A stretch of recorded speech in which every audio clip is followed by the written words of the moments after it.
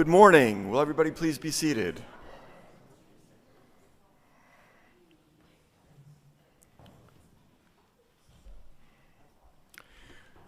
On behalf of the Council, our members, and staff of the American Geographical Society, it's our pleasure to join the University of Missouri St. Louis and welcome all of you to this special workshop as part of Geography 2050 STL. It is great to be able to continue the Geography 2050 franchise here in the heartland of the United States, St. Louis. We believe in St. Louis. We believe in the geospatial expertise and leadership based in this great city, and we believe St. Louis is well on its way to becoming the center of geospatial, not just for the heartland, but for the entire United States. And we believe that all of this will happen because of the role that you play in educating the future geospatial professionals that will lead this city and the geospatial industry in the future. And that is why we are here. Although geography, as a field of study, has been around for a long time, the explosion of geospatial science and tools in just the last few years has propelled geography to the forefront of technological advancement, ease in conducting our day-to-day activities, furtherment of scientific discovery, and the need for a new generation of young professionals to fill the many career opportunities which are open to those who are geographically and geospatially savvy. And that is where you come in. For the most part, you are the first formal connection students have with geography and geospatial science. Whether you teach a formal course in geography, include geography in your social studies classes, or use geographical tools in your classroom, such as maps or GIS software and sites, you are not only the experts in this area, but you are the ones who make the first impression on students about this field of study that we all hold dear. UMSL and AGS are committed to providing you with as much support as possible so that you can provide students with the best exposure to geospatial.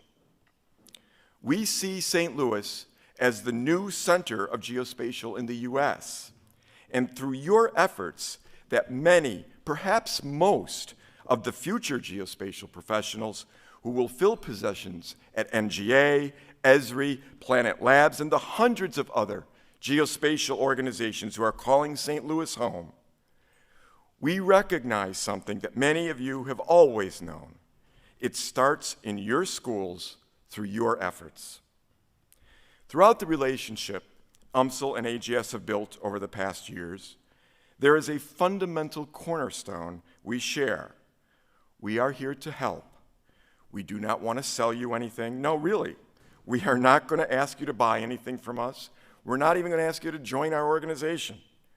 What we do for you, we do through our own financial support, and we do not want our relationship to be transactional.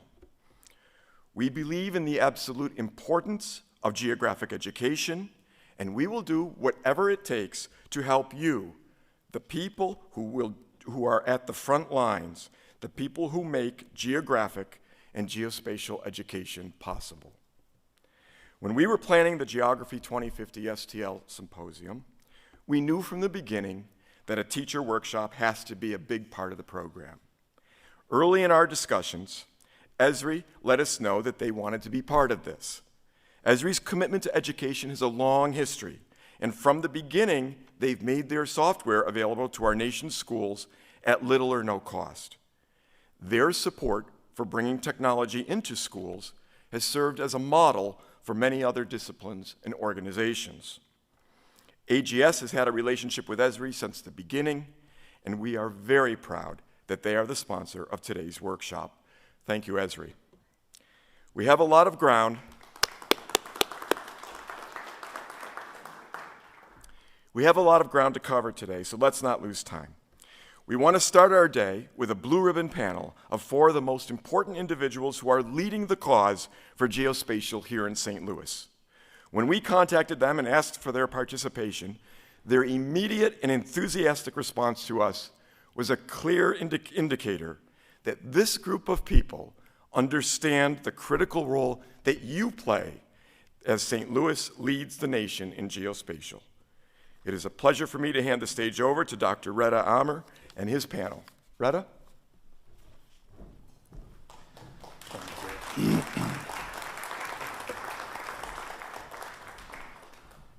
Good morning. Good morning. I would like to thank you all for accepting our invitation and coming today. I know you just finished the school year, and also want to thank you for your efforts that you are doing with our children at schools. So thank you so much. I'm honored to moderate the session, the first session today, with panel of brilliant experts, Chancellor Kristen Sopolik and Ms. Zakita Armstrong, Chair and the CEO of Gateway Global American Youth and the Business Alliance, Vice Admiral and former Director of NGA, Robert Sharp. We also honored to have him as a research fellow with AMSL Geospatial Collaborative. My name is Reda Amer. I'm Director of AMSL Geospatial Collaborative. I started my role here in February, and I want to give brief introduction about GIS and the geospatial science. Back in 1990s, when someone applied for a job, one of the basic questions is, do you know how to use computers? Really? Do you know how to use the Microsoft package? This was basic question because it was new. Now, when someone applies for a job, one of the basic questions is, do you know GIS? It doesn't matter your background is, business, public health, civil engineering, urban planning, real estate, you will be asked this question. Do you know GIS? So what is GIS? It's emerging science under a bigger umbrella called geospatial sciences. So geospatial, this word has two terms. Geo, it's a Latin word, means earth. And the spatial means a space or location. So geospatial means a geographic location on Earth. What about GIS? When we have a location on Earth and we add information to this location, any information connected with this location, so now we are in GIS. We are in Geographic Information System. So this building, where it is located, at this address. Any information about it? The area, how tall it is, how many seats it fit. So this is GIS. I will give you some examples to know more how everyone uses GIS. We are all using GIS in our daily lives. Some people, they use GIS and they don't know they are using it. So when you, for example, use Google to search for anything, like, I want to go for dinner, I will look, what is the best restaurant here in this area? What is the best seafood restaurant? This will be the results. Points. These points are location. And when you move your cursor or your finger on your cell phone, at any point, you will find information about these restaurants. Name, phone number, and address, and also link to their website so you can go in and get this information.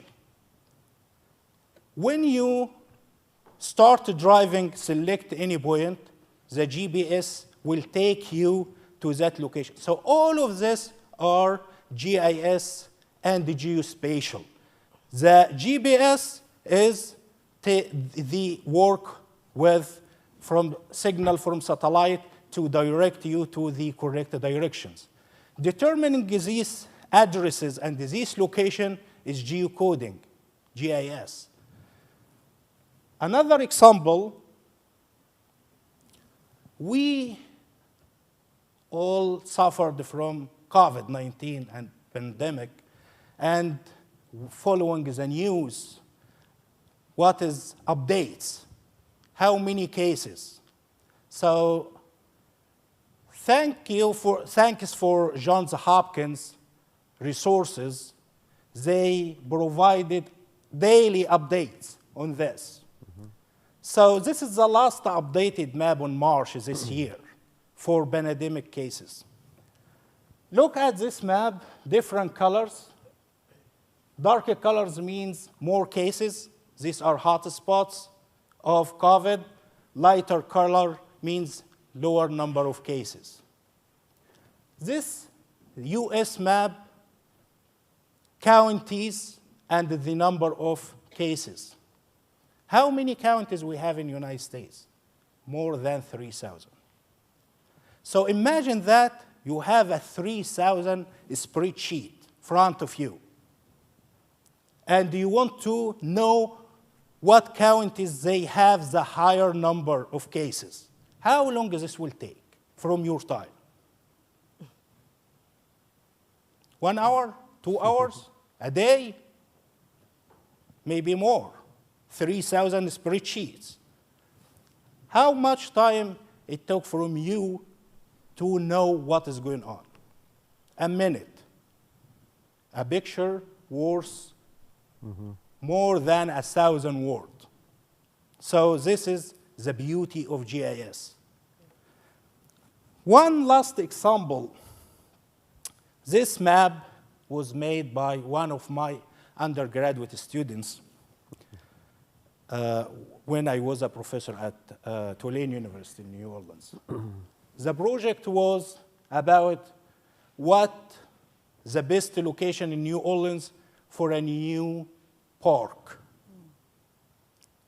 So if I ask this question to you, what parameters we need to know, what data we need to have to determine the best location for new park here in St. Louis?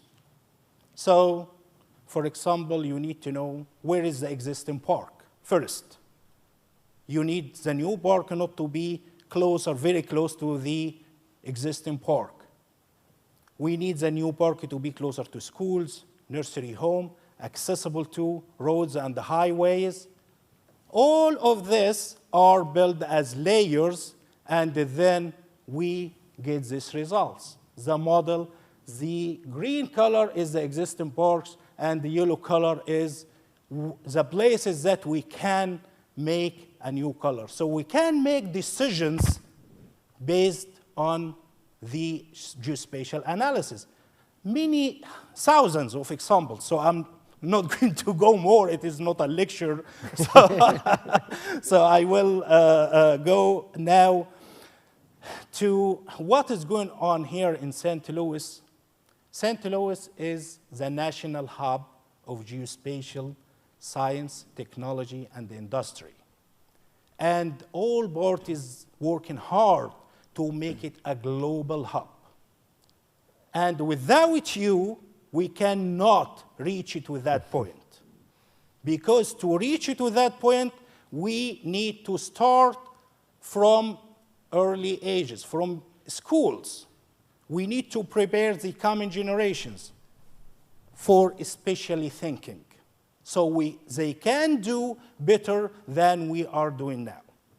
So we have over 15 organizations from academia, from industry, nonprofit organizations. We are all working together under the umbrella of GeoFutures, and Vice Admiral Bob Sharp and I, we are leading the efforts of the Talent Initiative Working Group in St. Louis. We will talk about that during our conversation. So now I will start our discussion with the brilliant expert here in St. Louis. And We keep first looking, we're like, question who's that? will be to provide insights on the geospatial ecosystem in St. Louis and its significance as a national hub of geospatial technology and industry. I'm particularly interested in understanding the key factors contributing to St. Louis' growth in this field, and the various institutions, the company, and the initiatives that have established it as thriving geospatial community. So please, Chancellor. Oh, absolutely. Thank you, Rita. I appreciate that. Welcome, everybody. First, I'm Kristen Soblik. I'm Chancellor here at the University of Missouri St. Louis. And I first just wanted to welcome you all here to our beautiful campus and to the Two Hill Performing Arts Center here this morning. I know, you're teachers, and many of you, when I had the conversations with you this morning, you are done for the year. So I really appreciate you coming here and spending your own time to really learn about geospatial, or you already know more, to engage more, and to have that discussion about what we can collectively do to make sure that St. Louis and we remain that central force and that hub. So I guess getting back to your question, Rita, what can we do, in that geospatial area? We are privileged as a region to be considered a geospatial hub because of what we already have here going on. We have now the expansion of what we used to term NGA West is expanding in North St. Louis.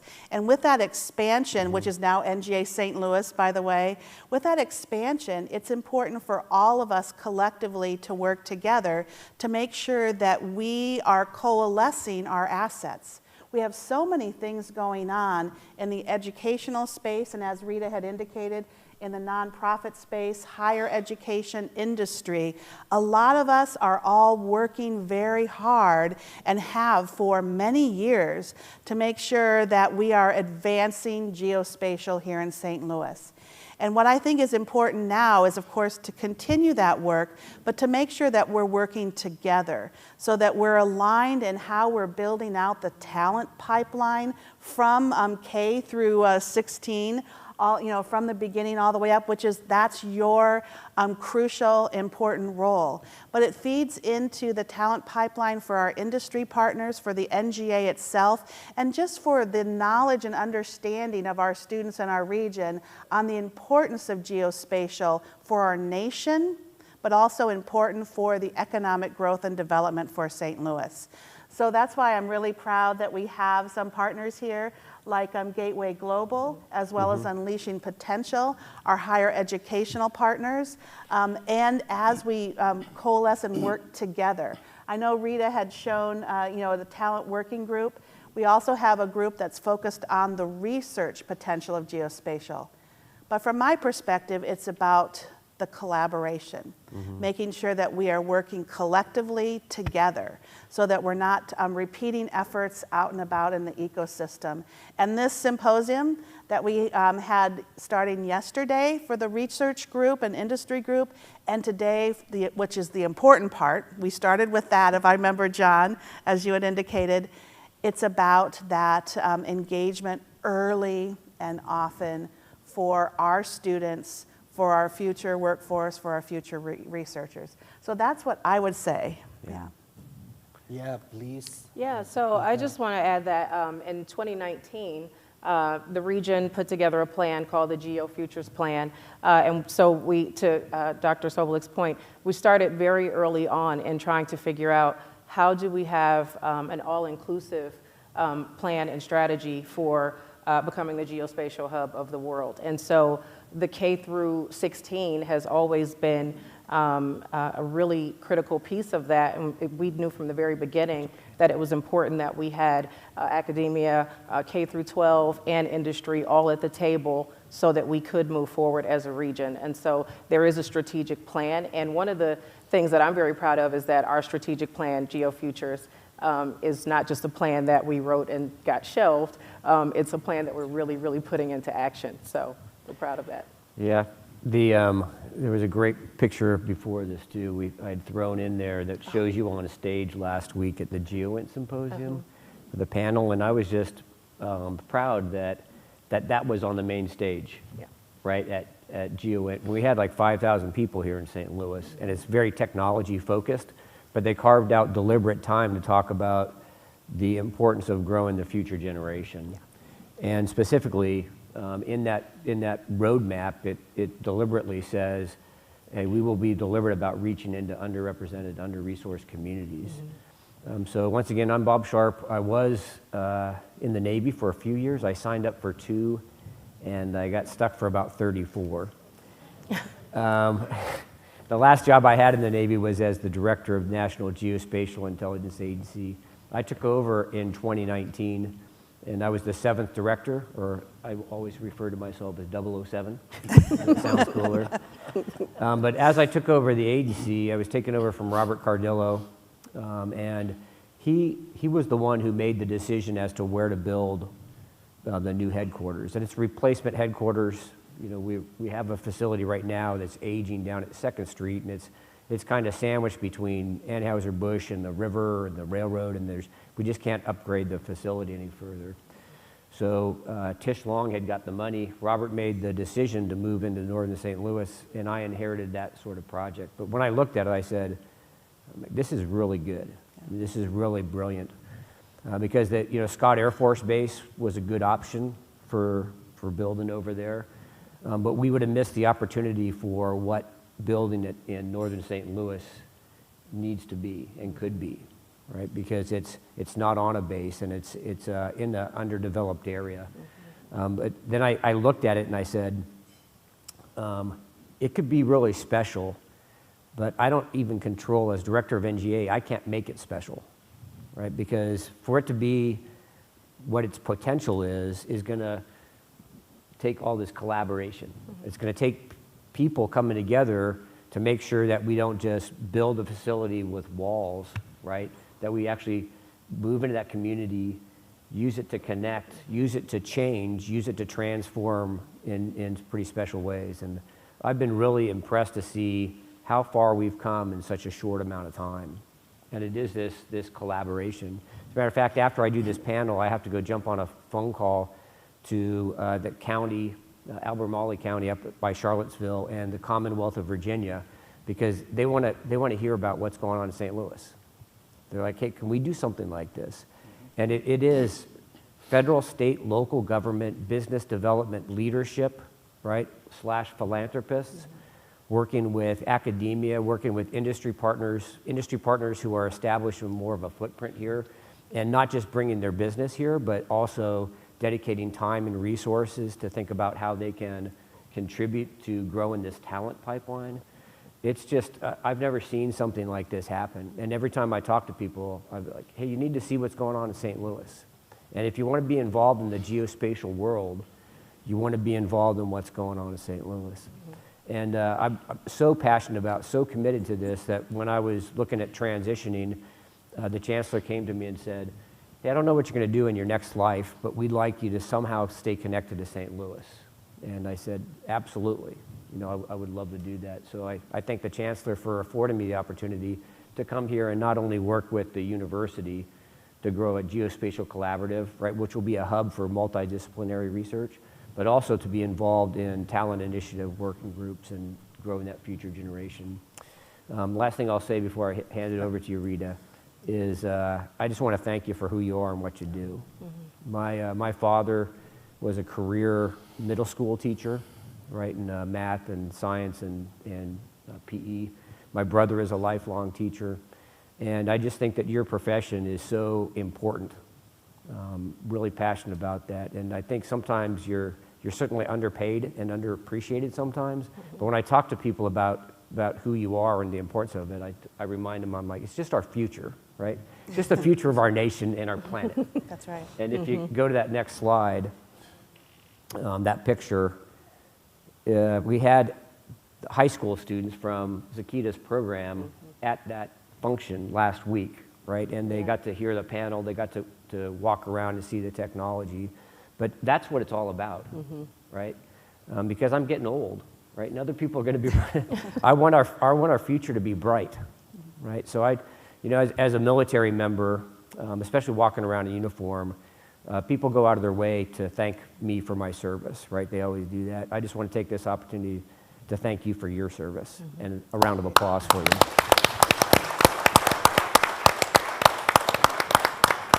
Thank you, Bob. Actually, you already started the second topic. Well, I saw that question. Yeah. Yeah. I always say we are in geospatial era. This is our future. We are seeing it now.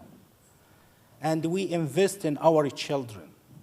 And the K-16 are the future of geospatial technology. What are some effective initiatives or strategies that can be implemented or to engage teachers and the schools in using geospatial technologies and applications in their teaching, showcasing the broad range of uses for everyday activities like Google Maps to geospatial analysis and applications? Chancellor? Oh, sir. That's a big question. Yes. And it actually isn't necessarily going to be answered by the people here on this stage. It's answered by you who are, I think John called it on the front lines of what's happening. I know that many of you teach AP Human Geography, but it's about the collaboration between people that are working with our teachers as well, to what is it that we need to do to help prepare you, to help engage you with our students. What do our students need? So I don't think that's a question, Rita, actually to be answered by the Chancellor. My job is to make sure that we're incentivizing you in the work that you do.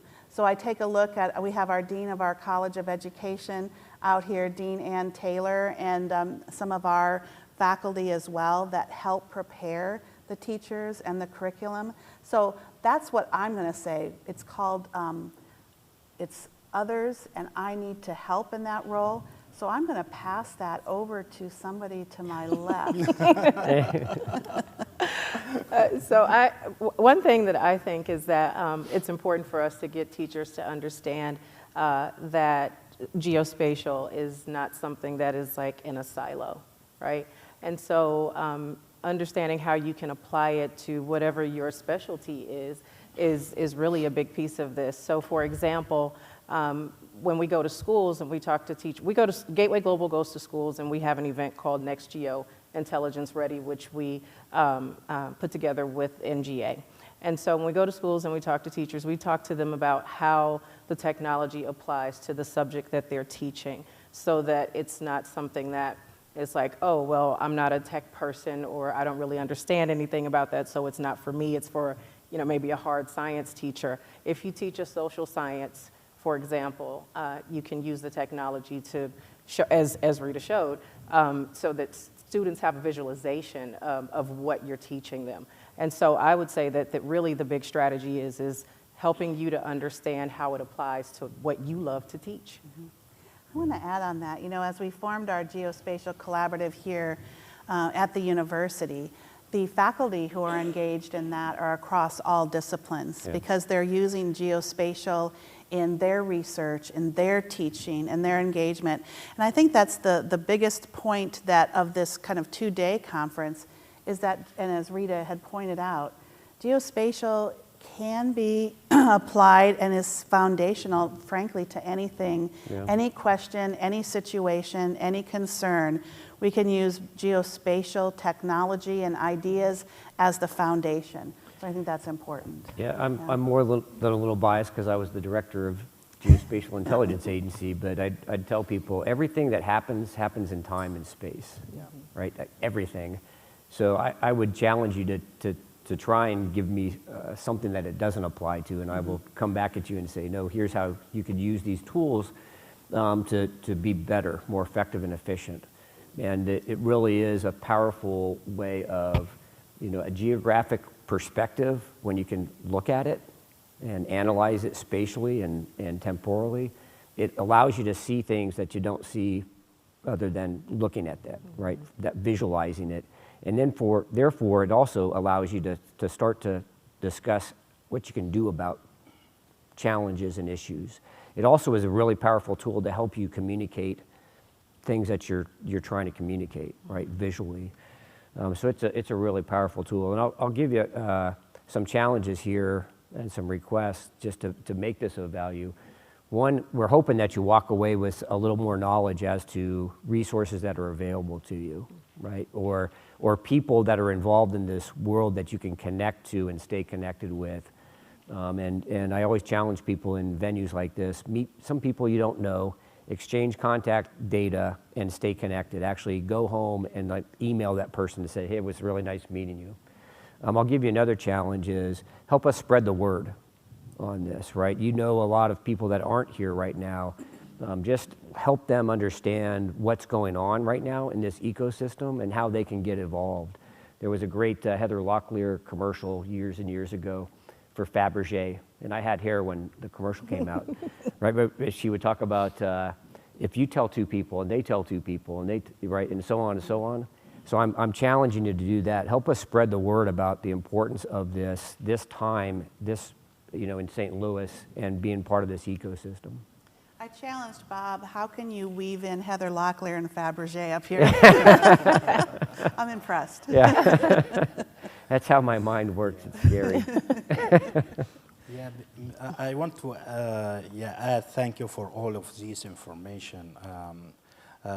We will have our AMSL, because now we are talking about resources, our AMSL GIS labs and the VR labs will be ready by the beginning of the fall. And we have very interesting plan for workshops and the training for teachers and for also high school students. And we will extend that to middle school students. And we have planned to include all of this. So the teachers, when you get the knowledge in the GIS or geospatial technology, you are the one who is going to deliver this to our children in schools. So our future is based on you and your efforts. No pressure. Yeah, also I want to add this because someone at GUNT asked me a question about, how we can get, this technology and the science delivered to school students. I told them, children now, they are different from us. They are the technology generation. So we need to have out-of-the-box solution to them. So, for example, when we learned geography, it was from text box and memorizing the maps and the locations.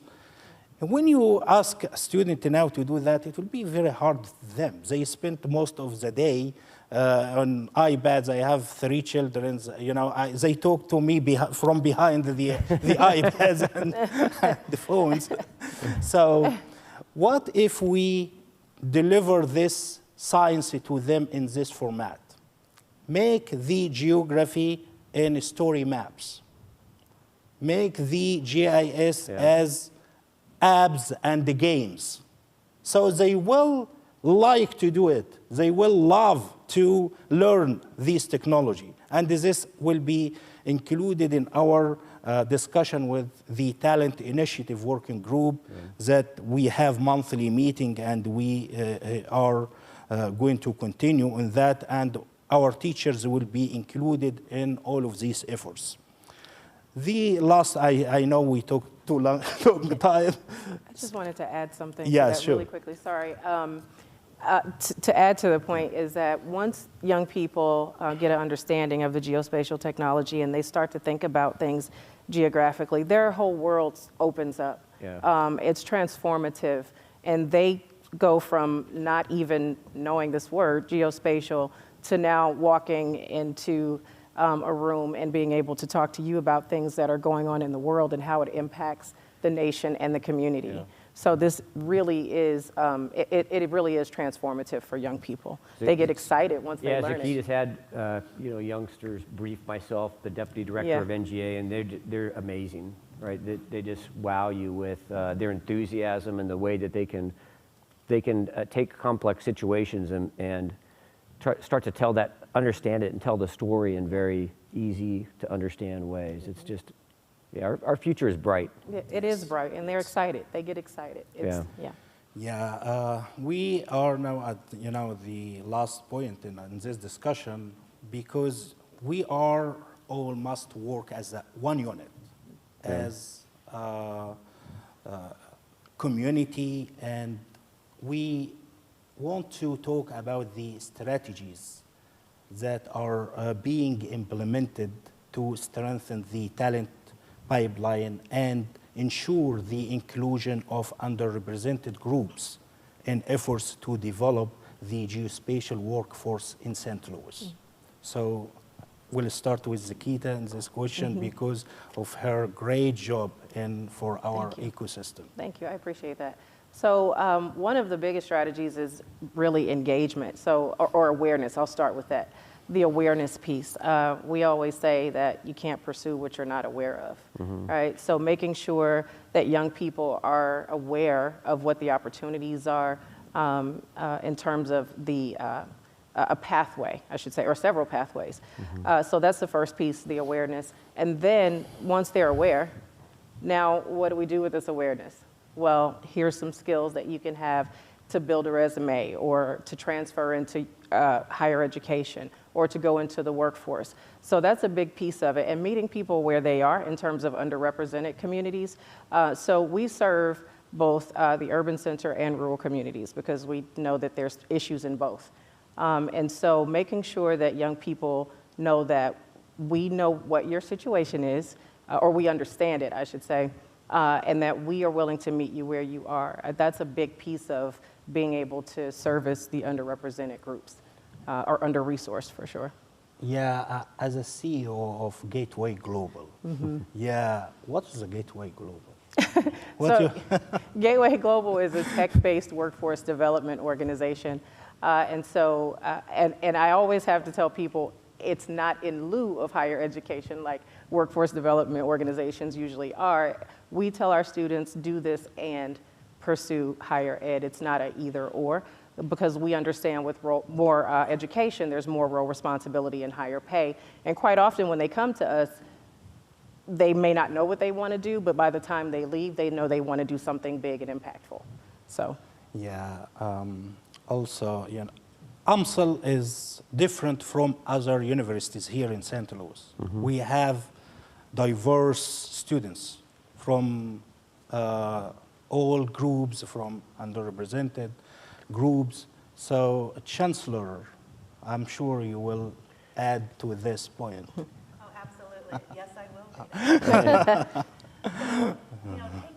Going on or piggybacking on what Zakita had to say, it is about awareness, and awareness earlier is better. And so making sure that we, of course, even in higher education, have helped support and build out pipelines as people come up, students come up through that is going to be important.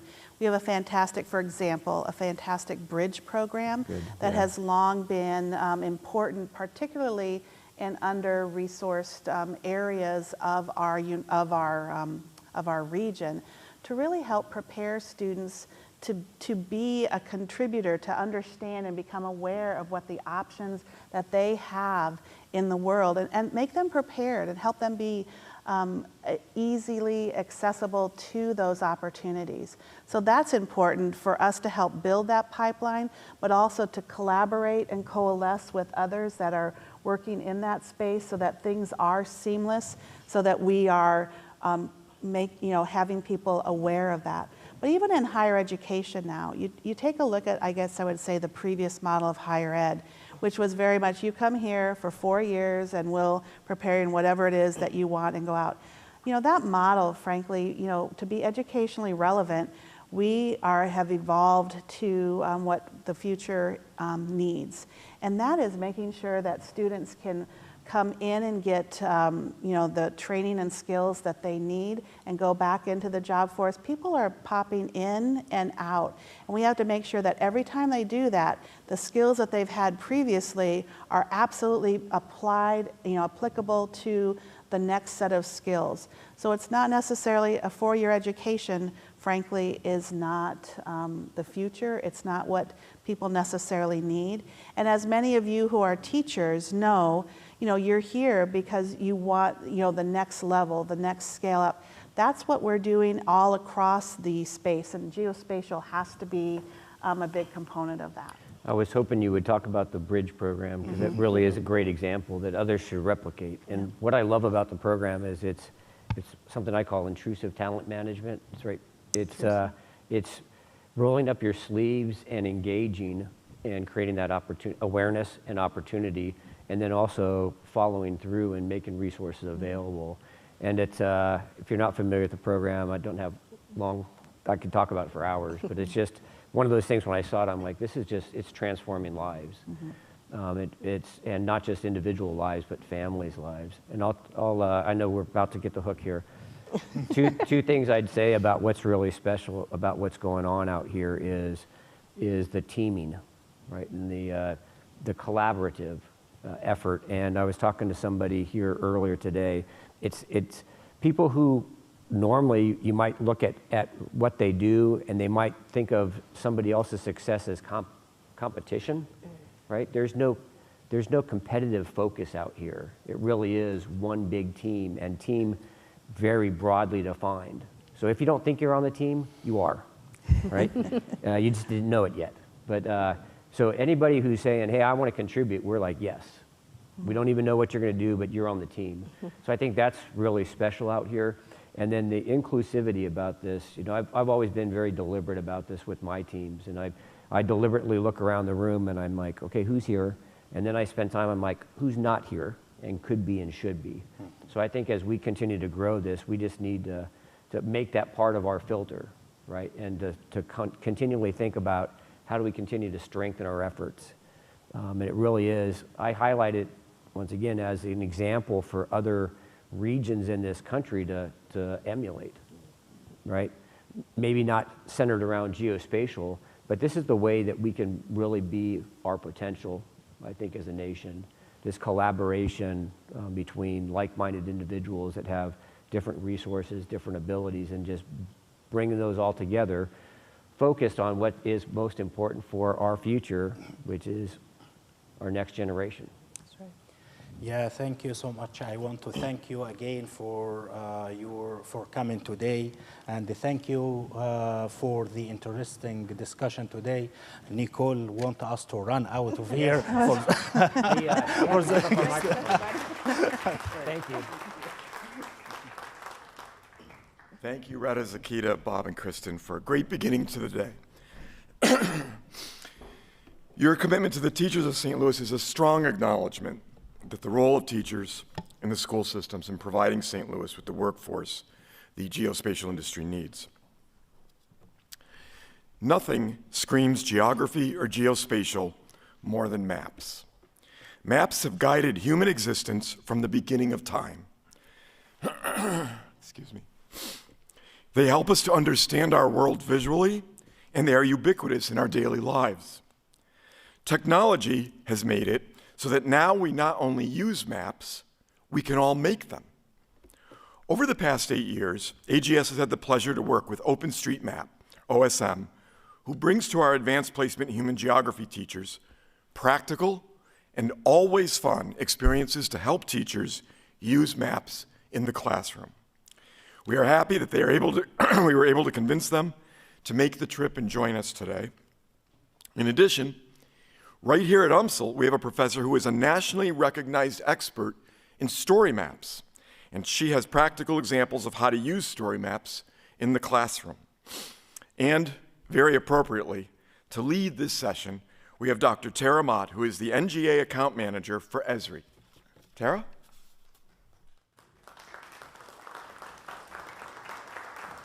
Well, thank you, John. Appreciate it. So, as John just mentioned, he kind of gave a little bit of a title on this next section and what we're going to be covering. Just to let you know, so I am an account manager at Esri for NGA, the National Geospatial Intelligence Agency, with Vice Admiral Sharp here. But I have a couple other roles at Esri, but then kind of on the side too. There's also the United States Geospatial Intelligence Foundation has a St. Louis area working group. And I've been chairing this working group since 2018. And we've been kind of getting people together. And I see we have a K through 12 subcommittee, which we're also kind of working now in coordination with this talent initiative working group. There's a K through 12 subcommittee that another Tara, her name's Tara Vansel, she couldn't be here today because of a vacation, but she's been bringing together a lot of teachers and kind of focusing on training too. So I'm really excited to see how Tara and Retta are partnering kind of going forward. I see Drew McAllister there. He's been participating with the SLOG since probably what, 2018? 2020, so a long time. So he's been very involved here as an educator with Parkway Schools, right? Okay. Anyway, and I also actually, I'm an adjunct professor at Washington University here in St. Louis and at St. Louis University. So I'm getting a chance to teach some of these concepts as well. And so hearing Retta talk about making it fun, making things into apps, that makes a huge difference to kind of get the students more involved and relatable, what Zakita was talking about, and kind of bringing it to their level. All of those things I've definitely seen, and meeting the students where they are, make a big difference. So without further ado, this next section, as John said, was broken into two groups. We're going to have OpenStreetMap first, and our speakers are Jess Butler, who's a program director at OpenStreetMap US. She has been playing a role in strengthening and expanding OpenStreetMap for social impact, education, and civic engagement in the US. She's led participatory mapping initiatives centered on urban resilience, disaster management, response, and civic empowerment in sub-Saharan Africa, Southeast Asia, and even the Caribbean. And then working with her today is Stephen Johnson, and they both support Teach OSM, or Teach OpenStreetMap. But he's been working on this project to promote the use of OpenStreetMap to teach geography and other subjects. He is also, since an adjunct professor at George Washington University in Washington, D.C. So I would now like to welcome them to the stage, Stephen and Jess. Hi there. Good morning. How's everybody? Good, good. We're excited to be here with this. And before we get started, if you brought your laptops, please get them out now and fire them up and get started. We have a little bit of interactivity planned for you this morning here. A couple things we want to engage with here. While you're getting this out, let me kick off a few questions. How many of you are geography teachers? Raise your hands real quick. How many of you are not geography teachers? Put it that way. Okay, and how many of you are like social science, environmental science? Raise your hands. History, arts? Okay, so it's a pretty good smattering, but it looks like about a half of you to maybe a third of you are geography teachers. AP Human Geography, raise your hands. Okay, so several of you have AP Human Geography as well.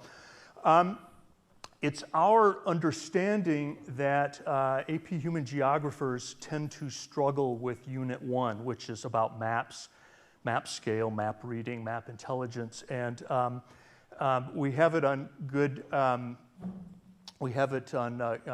authority that people tend to struggle with that and move on to the juicy stuff in the later units of the AP Human Geography curriculum. And so our purpose today is to help remedy that and to help you to access maps in a different way. So we have a map on the screen here, and I just want to kind of kick things off talking about map literacy. And a couple questions here. Who do you think is the audience for this map? Just a yes. Scientists who are interested in tectonic plates and how I love that guess. That's a great guess, because I thought the same thing. Any other guesses? Yes? I'm guessing, based on what I'm seeing there, I'm guessing it's a map for Americans made circa World War I to be like, this isn't just a European problem. That's another good guess. I like that. Any other ones? I want to take a guess at this? Okay. This actually is an advertising map that was made in 1968 for TWA Airlines, which is, of course, long gone and defunct. But the point of asking this is map literacy. How do you determine good mapping from bad mapping? I mean, what kinds of criteria do you use in judgment? Now, with the illustration up here, you can see, oh, TWA, it's an airline. They're promoting flights. They're doing this. So you kind of have a clue that this is not really a cartographic product. It's an advertising product. Furthermore, if you look at the Iberian Peninsula and the northwest coast of France, it's really badly distorted. So that might be your first clue that this isn't such a great map, right? So, oops, there we go. Our objective today is to help you increase your agency with maps, and we want to do that with three things. First of all, I have a few techniques and tricks and things like that we can use to access maps, and we'll move from kind of paper to digital with that. I'll pass things off to Jess to talk about open mapping and where open mapping fits into the ecosystem of geographic education, and how you can turn from just consuming maps to actually producing the maps. And we'll wrap things up with how you can use open source tools that are available now to improve your geospatial perspective as well as your students as well. So, okay, let's kick things off here. Maps are the way we index the landscape, right? It's the way we find things and keep them found across in the spatial realm. It's a tool to understand, and this is important, a tool to understand processes. We think of maps as being a static thing on the wall that we look at, and that it's, but it's a snapshot in time, but it's a way to understand geographic processes. Think about erosion and things like that. That's a process that we can kind of think. So it's a tool to understand these relationships between these things. And we noticed that, and Admiral Sharp said that, time and distance and, that everything happens in some place in some time, right? It's all related with this. Maps are a way for interpreting those sorts of things. We can also use maps to define places and determine where, spaces and, spaces between places, and also as an aid to navigation and wayfinding. This is a map of St. Louis from the 1930s. It's a redlining map. And in terms of processes, how do these residential patterns from the 1930s inform spatial patterns in St. Louis today? So how do we use maps to find out those things? What can we use from this old map to discover about present trends in real estate usage in St. Louis? So this is the way we, using these maps, we can interpret these spatial relationships and these processes that take place over time using maps. Bear in mind also that maps are an assertion of authority and control. This is another one here where we're asserting control and administration of where people live, right? But it's how we perceive of the world and how we make sense of the world in a spatial context with that. So what makes a good map? There's several criteria that we use to determine what makes a good map. First of all, who's the audience for the map? Now, with the beginning map that we saw earlier, it wasn't, when I first showed it up, it wasn't really apparent that, it was an advertising map, right? So we had, tectonic plates and, those, they're all very good guesses, but, who's the intended audience for the map? Who's intended to interpret this? Until you saw that it was an advertisement for Trans World Airlines, you would never have known, that it was, without that context with it, it's hard to interpret who the audience for that is. Does the map fit the purpose? Is it, is it something drawn on the back of a cocktail napkin to get you from point A to point B, or is it a gas station map, or is it Google Maps that you use, or your GPS in your car?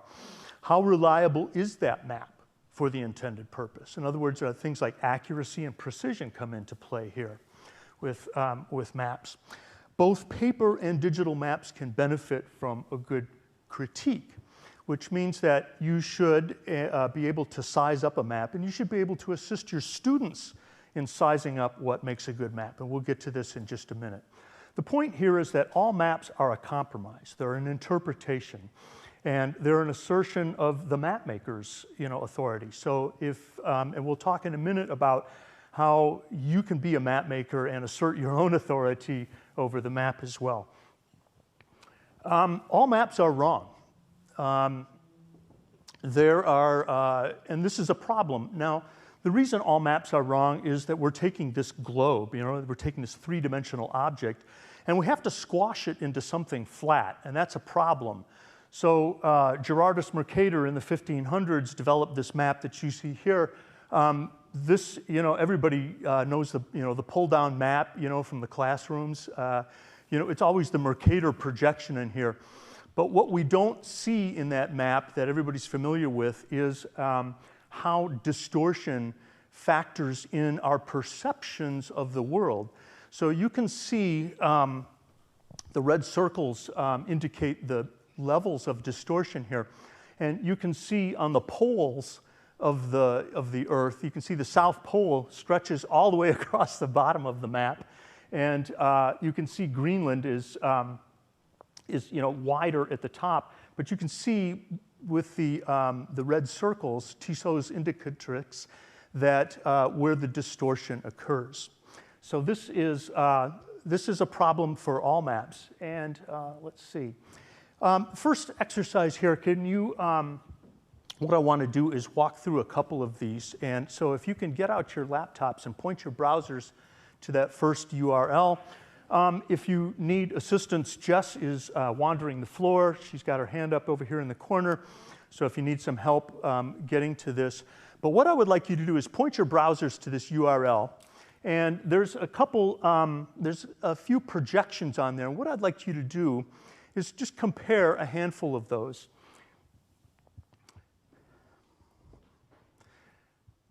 We have a couple minutes for this, so take a few seconds to pull that up. There are three different ways that we can take the globe and we can project that space into 3D space into 2D space. One is a cylinder, like we saw previously on the screen. It was a cylindrical projection. Another one takes a cone and puts a cone over the Earth. We can put it's called a conic projection. And the last one is a polar projection where we're looking from the top down. There's three different ways that we can do that. Now that has many different applications, as you can see here on these projections here. But please compare the familiar Mercator with conic equal area, for example. What's interesting is to look at the middle latitudes, like St. Louis, for example, and compare it with, like, say, the tropics or very high latitudes, like Oslo or Stockholm or Helsinki, things like that, because you can see the distortion. You can compare the distortion between the two projections and see which one is more aesthetically pleasing and which one fits your purpose as well. There are different projections preserve different properties. Some projections preserve distance, some preserves shapes, others preserve the area size, so it's important to do this one. Please, that seventh one down there, please take a look at that one and have a happy Valentine's Day. So B-O-N-N-E, Bonn projection. Make sure that you take a look at that one while you're there. Lovely projection. The important thing here is you can take, as long as you've got a mathematical surface, you can project the world onto anything, even if it's shaped like a heart. How's everybody doing? You need another 30 seconds? I'll give you another 30 seconds to play around with these. Make sure, compare on some of the other ones as well.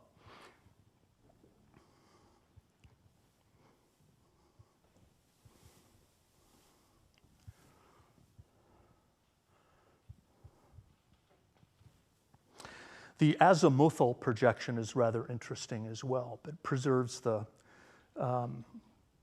lines between 2 points. And it produces some really strange-looking maps, but they're true to direction.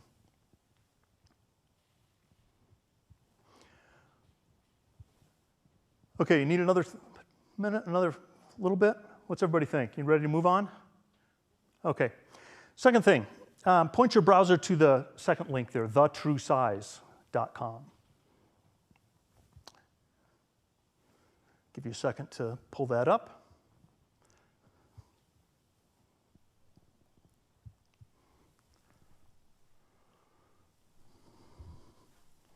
Has everybody got it? Need another second?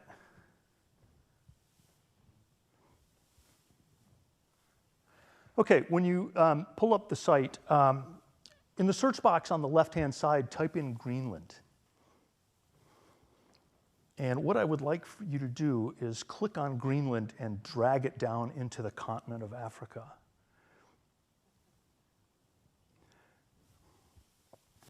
Now, the cool thing about this is you can see what the plain old vanilla Mercator projection does to distort the map. And this is a graphic illustration of how that projection introduces distortion into that. But the fun thing about this is when you compare Greenland and you really see the true size, how many Greenlands you can fit into the continent of Africa.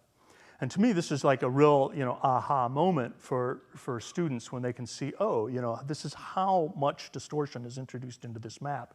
And if I want a reliable, view of the world, maybe I need to pay attention to the projection of my map.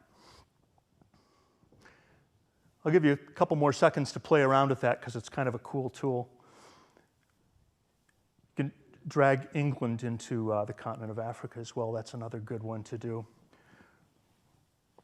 Or drag China down to the equator. That's another.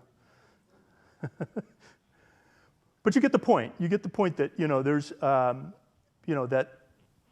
that distortion is introduced at every point of the map-making process.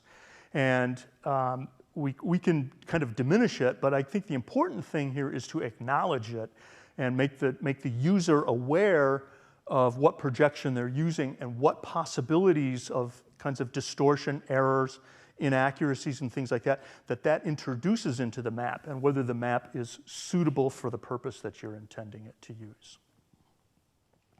Okay, let's move on. We don't really operate so much in the paper environment anymore. I mean, we do as kind of the metaphor for mapping, but of course, the go-to now is not a gas station fold-up map. The go-to now is Google Maps. When we, sit down and we type in, destination, we figure out directions, and we use Google Maps. So how does all of this stuff get in there? This goes back, this technique for GIS goes back to 1854 when Dr. John Snow pioneered the technique, the overlay technique. So back in 1854, there was a cholera outbreak in London, and the general theory at the time was that cholera was transmitted by miasma, that it was in the air that we breathe and all of this, and this is before the germ theory of disease came around. But Dr. John Snow said, I have this hunch that it's coming from water. And so what he did was he plotted all the cholera cases on a map of London, and he figured out where everybody's getting their water from and pointed to the Broad Street pump. And he told the authorities that he said, if you take off the handle for the Broad Street pump, the cholera epidemic will subside. And in fact, it did. But the cool thing about that is that this technique of putting map on top of map and looking through layers of information was pioneered then. And this kind of light box technique we used prior to the digital era, we used light boxes to kind of put Mylar maps on top of them to see through. Well, of course, we don't do that anymore. But this overlay concept turns out to be fundamental for making the transition from paper to digital, because it's how we represent geographic features in space. There are three geographic features, there are three geometric types that can represent pretty much everything. There's points, which obviously, point features, 0 dimensions, it's just a single dot. Linear features, represented by a string of coordinate pairs, XY coordinate pairs, and polygons, another string of XY coordinate pairs where the first point is equal to the last point. So x1, y1 is equal to xn, x2. So they close at the end. But we use these points, lines, and polygons to represent all the phenomena on the face of the Earth. And what I would like for you to do is, at this point your browsers to openstreetmap.org, and we're going to look at some of these features and how they're represented in a modern map. So if you please point your browsers to openstreetmap.org. And once you get there, there's a search box in the top left-hand corner.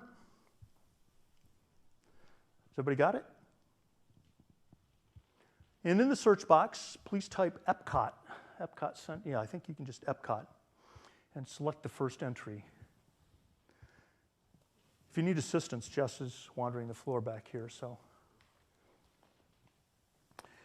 And I think if you select that first entry, that will take you to the Epcot Center in Orlando. And you should see something that looks like what's on the screen here. Has everybody got it? Okay, good. There's a query icon, and it looks like a little question mark. It's on the right-hand panel. There's a panel of controls on the right-hand side of the screen. Click on that question mark, and your cursor should change to a little question mark when you do that. Now, there's several features in here. What I would like you to do is click on some of them. Make sure that you're zoomed in sufficiently as well. Make sure that you're zoomed in, kind of like what we have here on the screen, so that you can click on individual pictures. If you've got all of Orlando in your view field, this won't work very well. So make sure that you zoom in appropriately.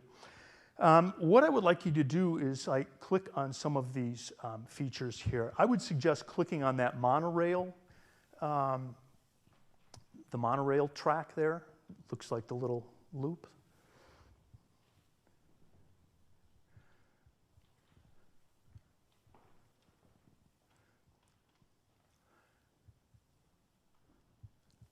Has everybody got it?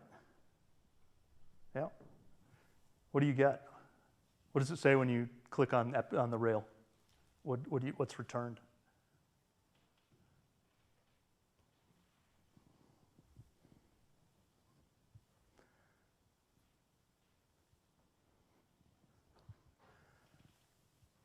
And if you click on one of the shops, are you zoomed in enough to click on a shop?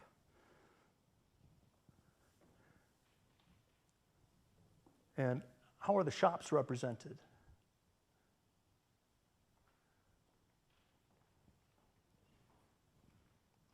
Anyone tell me? Blurt it out.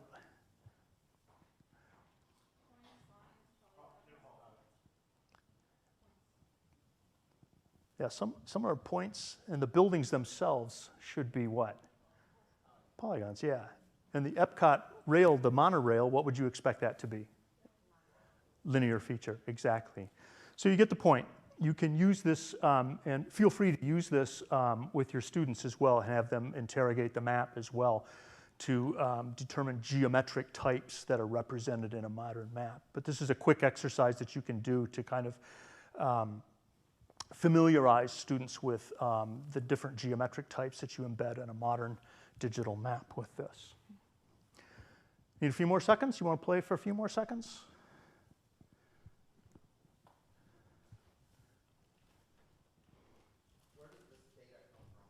Where does this data come from? That's an excellent question. This data comes from volunteers like you and me who get together and just add data to the map. Some of it's imported data, like if you're tech savvy, you can kind of import this into OpenStreetMap. A large portion of OpenStreetMap is generated by volunteers, just citizen mappers like you and me, who just add this data. Students, exactly. Yeah, a lot of students. If you heard the Youth Mappers talk yesterday, they talked about how college students across there's 300 chapters of Youth Mappers out there of college students who are adding data. This is a worldwide project. All right, let's keep things rolling here. Steve, do you mind if I chime in on that? Please. He's an OpenStreetMapper, so like I feel like he's on the inside. I'm friends with OpenStreetMappers, so I have a little more of an external view. It's a global phenomenon. It is the most comprehensive vector-based map on the planet, and it's been bootstrapped by map nerds all over the world. And you go to the map in Germany, it feels very German. I mean, they have mapped every bench, every chair, every summit. Berlin is bonkers. There's other places in the planet that have not received kind of the attention it should. Sub-Saharan Africa. So the Gates Foundation has funded, through the American Red Cross, all sorts of groups to help map Sub-Saharan Africa, because when you're trying to deliver vaccines for a disease, it's really hard to do it when the buildings aren't on the map. How would I know that I'm delivering vaccines there, right? So it's a worldwide phenomenon that everybody's allowed to participate in. Your classroom is allowed to participate in it. There's norms, right? There's how to be a good OpenStreetMap citizen. You can do bad things and have other people come and delete your edits because you did dumb things. But you can also just, in your classroom, in your community, decide that you want to be hardcore OpenStreetMap, and basically the horizons, you can go forever. And the map may look complete, but in many ways, as people with geography, like the bias that's built in, right? It's inherently never done, right? So you can do this for the rest of your professional career. Every student you ever teach could get involved in this. And even if they only make one edit, right? The one thing on their street, in their neighborhood, that somehow got missed by the mapping community, that kid has improved the global map, which is then in the back end consumed by Google, is consumed by Meta, is consumed by everybody on the back end. So sorry, Steve. No, thank you for interjecting. That's, I love yeah. Steve. I've known Steve a long time, but he's like teaching a class here. I'm like, bro, you're part of the biggest thing on the planet. It's huge, and everybody here can be a part of it. Yeah, thank you. That's good context for that, so thanks. All right, let's keep things moving. I want to introduce a technique that you can use with your students. I started things out with a junky advertising map and questioned everybody's credibility and ability to discern disinformation, misinformation on maps. So this is how do you size up a good map? So let's talk about this for a second here. We typically have several things. This is a beautiful, oops, it got sliced off. This beautiful map is from the 1940s, a nice National Geographic map. Isn't it wonderful? Look at the color scheme on it. Isn't that nice? It's restful. You can see the contrast on it, nice fonts and everything. Look at the fonts in the ocean. Isn't that awesome? So you start out and you have this lovely map body, right? Look at the continents and the fonts and the line weights and everything. Beautiful stuff. So every map, of course, has a map body, but there's a lot of other critical stuff that goes with it. One of these things is, and it's optional, but an inset or an overview map, which is used to either, in this case, provide context, or for an inset is to show maybe a congested area. So you might show the state of Missouri, and you might zoom in on St. Louis to show St. Louis, something like that. There we go. Every map needs a title, I think. It's good to kind of know what you're looking at. And in this case, I think we have the world map describes what this is and how it is. It's short, it's snappy, it's to the point. We also have this scale. So we know, we have some reference for how many map units equals Earth units on here. We have, you see the little lines that floated in there. those little lines of latitude and parallels of longitude, no, the other way around, parallels of latitude and lines of longitude indicate the north, they orient the viewer to the map. Alternatively, we could have put a north arrow in here. We have some legend information in here that describes what's on the map, and we have some metadata that says, oh, this is a Van der Grinten projection. So it's not a Mercator projection. It shows, principal roads, some metadata that shows about, the details of this. So you can use that technique in order to size up a map pretty quickly with your students, but you can use that checklist with your students to say, is this a good map or not a good map? What's missing from this map? But you can, you often find maps that, they have no north arrow, they have no scale, they have no, and you can help your students to identify what is a meaningful map and what is a good map. The point of all this here is that these maps, telling us where these things are, especially in the OpenStreetMap context, can help us find where things are missing, right? As Chris pointed out, Berlin is bonkers on the map, but then you go to sub-Saharan Africa, there's a lot missing. So these maps can kind of help inform us not only to what's there, but what's also missing with that. I'm going to turn things over to Jess a little bit and talk more about the organizational aspects. Okay, great. Microphone working? Awesome. Okay, so we have spent the majority of the session looking at ways that we can become better citizens through reading maps and how that changes the way that we look at maps and engage with really just understanding the world around us. But one thing we've alluded to but haven't dove into, and is just as important as being able to understand the distortion or being able to see what's missing from a good map, is also understanding who is making the map. So question for you all, when you think about old maps in particular, who are the map makers that you think of? Old white dudes. Old white dudes, bingo. Yeah, pretty much. Fluffy sleeves, fluffy beards, fluffy hats.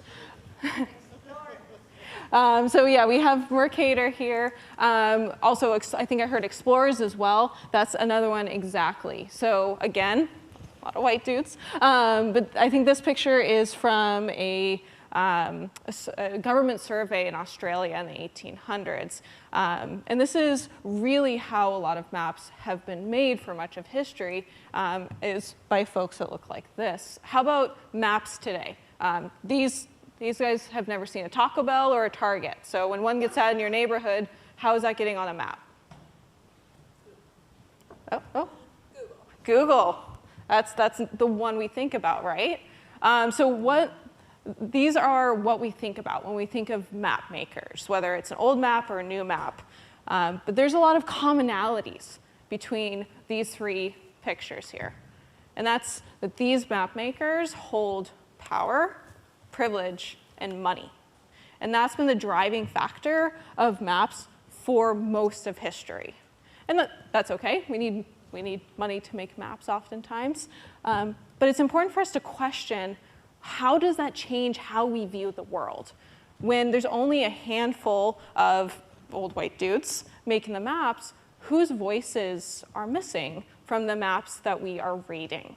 And so when you are working with your students, when you look at a map, question who made that map and how are those people on that map represented? Did they have any agency in being represented on that map? For example, we have two cities here, two places halfway around the world from each other, Kibera in Kenya, and Mount Pulaski in Illinois. Might seem complete opposites, like they have nothing in common.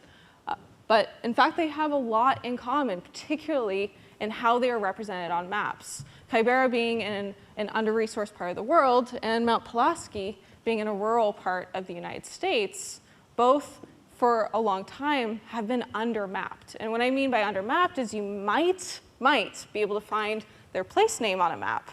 But what about the community garden that can help with food security? What about someone who's selling plantains that can help feed the neighborhood.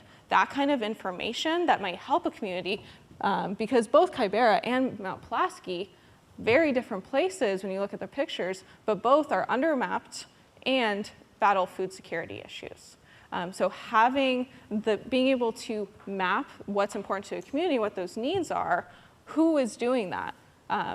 And we already dove into it, but OpenStreetMap is one of those solutions that can really shift the power dynamic of who is controlling the maps and how people are represented in their data.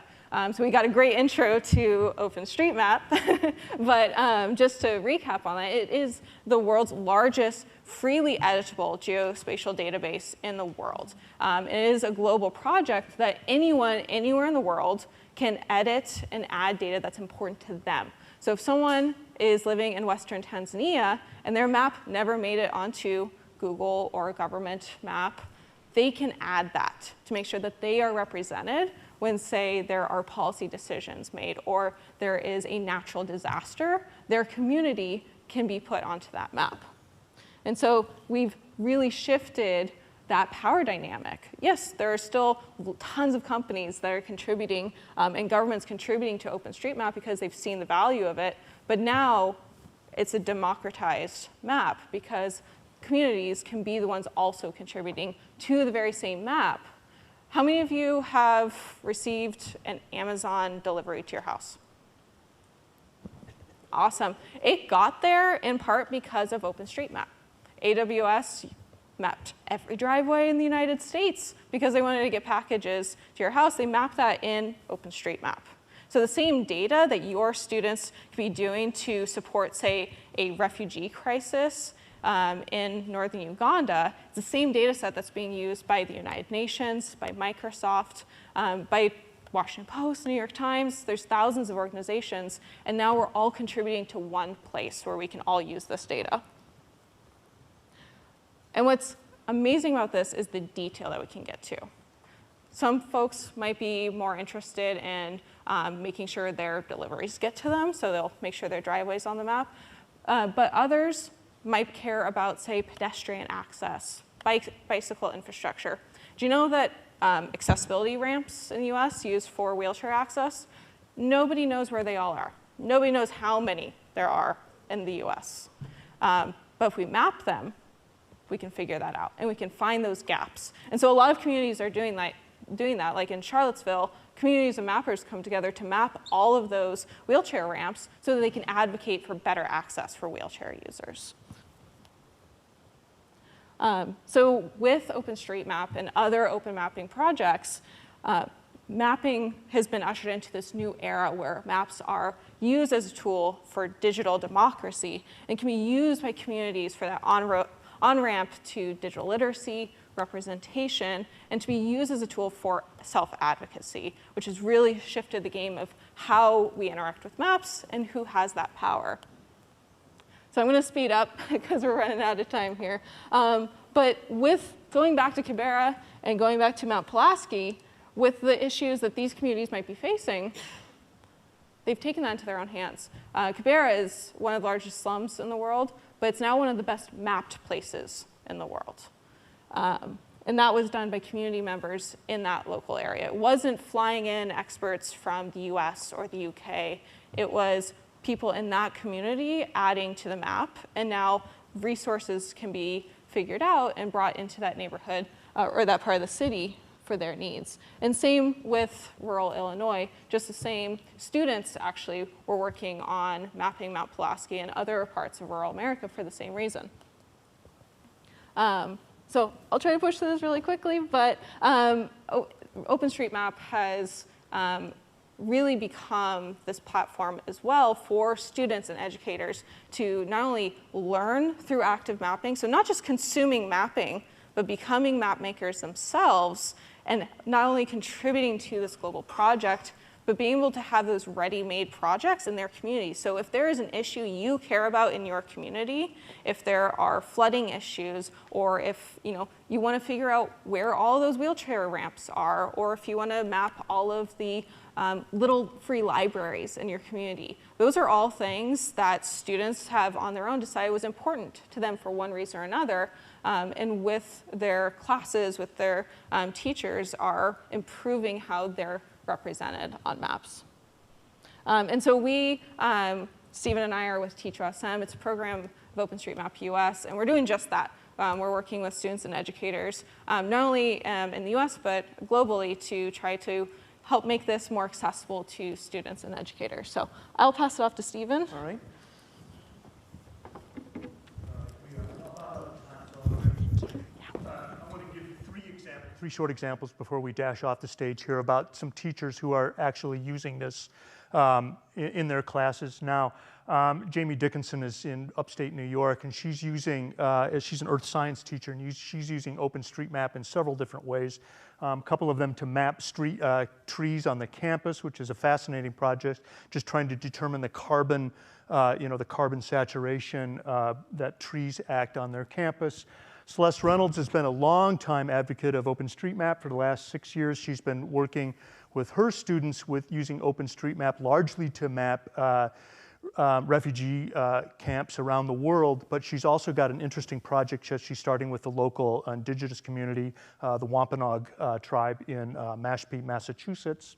Greg Hill in Dallas has been using OpenStreetMap with his students, concentrating on field mapping, and they typically map their campus and gates and access and micro details that don't make it onto the bigger maps. So that's just 3 examples of how these of teachers just like you are embedding OpenStreetMap into their lessons and modules and everything.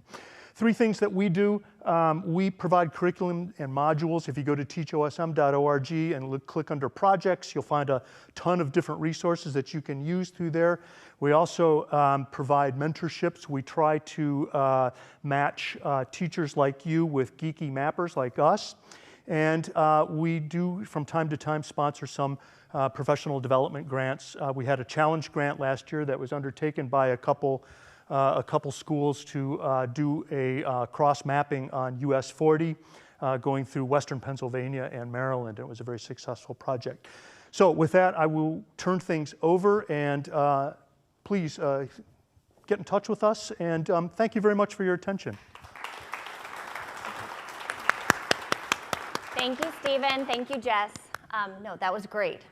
Tons of resources out there, and I love the interactive and hands-on stuff that we could do here today. So, and there's a lot more, not that this next session is going to be hands-on right now, but there's a lot more other activities that can be done to kind of help learn some of these concepts and bring them into the classroom. Our next section, our part 2, is going to be more on story maps and the ArcGIS school bundles and how they've been leveraged, and how Dr. Sarah Coppersmith has been leveraging them here in her design. So I'm going to go ahead and introduce, this next section will be a little bit more like the panels that we saw yesterday for those of you that were here. But we'll also have some of the presentations kind of going on here. So I will go ahead and introduce everyone first, and then they'll come out here. First off, we have Dr. Sarah Coppersmith, who is a member of the UMSL College of Education Geodesign team. Next up, we'll have Dr. Fatima Mardi, who is on the geospatial design team at the College of Education at UMSL. And then we actually have a 5th grade teacher here from Christ Community Lutheran School, Dee Lively, right? Okay, Lively. So with that, Sarah, you're going to kick this off, right? Yep. All right. Thank you. Thank you. Go ahead.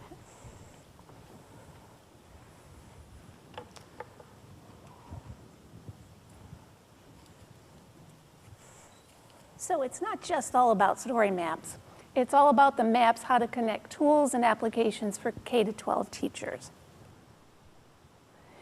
Our College of Education Geodesign team includes Dr. Phyllis Balzerzak, Dr. Keith Miller, Dr. Fatima Mardi, myself, and Andrea Holmes. Oh, yeah, we're partnering with St. Louis educators, Katie Endorf, Dee Lively, Alex Schenk, and Matt Sellers. So we're very happy and excited about the work we're doing. And thank you to Dr. Miller and to Dr. Tara Mott for some of these slides. I worked with a kindergarten English language teacher from our TESOL program here at UMSL, and she wanted to make some story maps. So her kindergartners were learning the names of plants and fruits, and so they mapped where they were from and the foods they ate at the kindergarten level. So it was very exciting.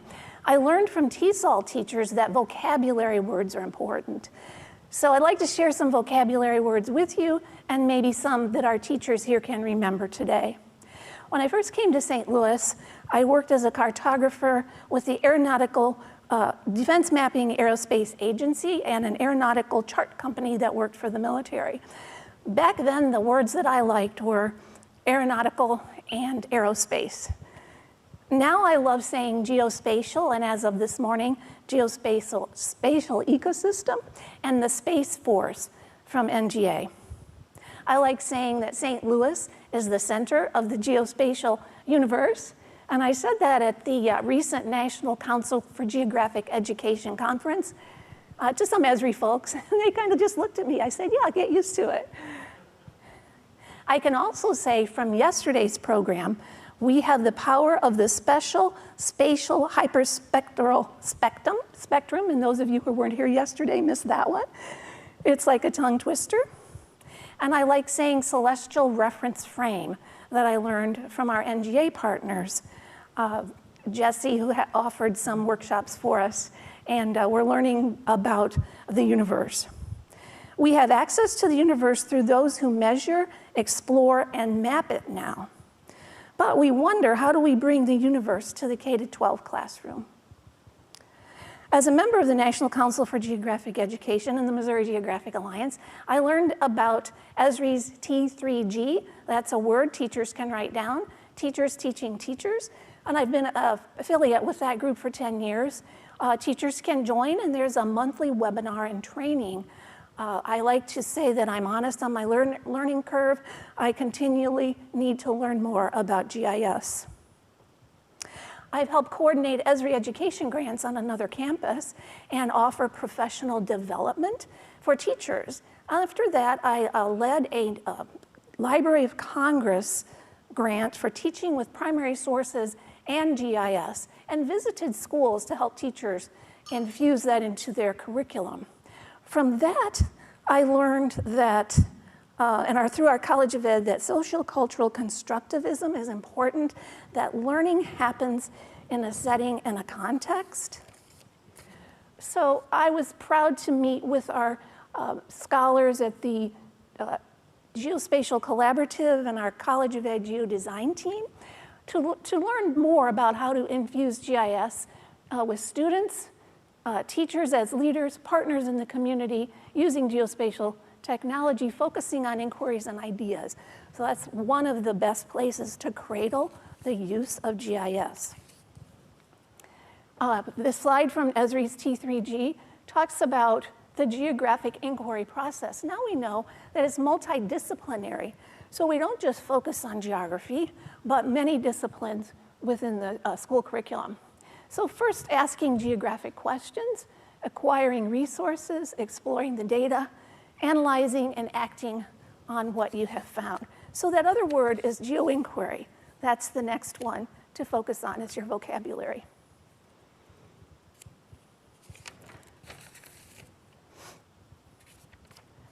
The instructional use of GIS can start with a presentation or demo of a map like you've seen this morning and yesterday, a scripted activity, an expanded script, a directed project, or a custom project, which we like doing with our teachers, and you'll hear about a little bit more from Dee. Thanks to Dr. Mott for this slide, we have the best of both geoinquiries and story maps.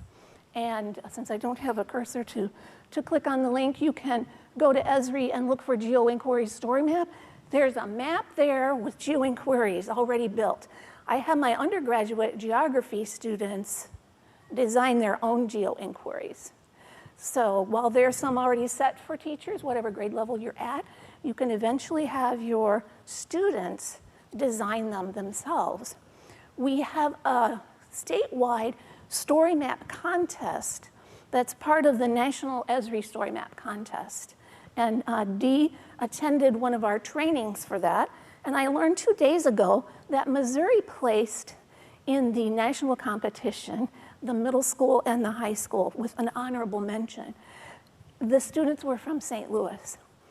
One student placed before, I think he won, Kai Henzik Smith from Wydon Middle. He did a story map on poverty and food in St. Louis. So that's important to our theme today.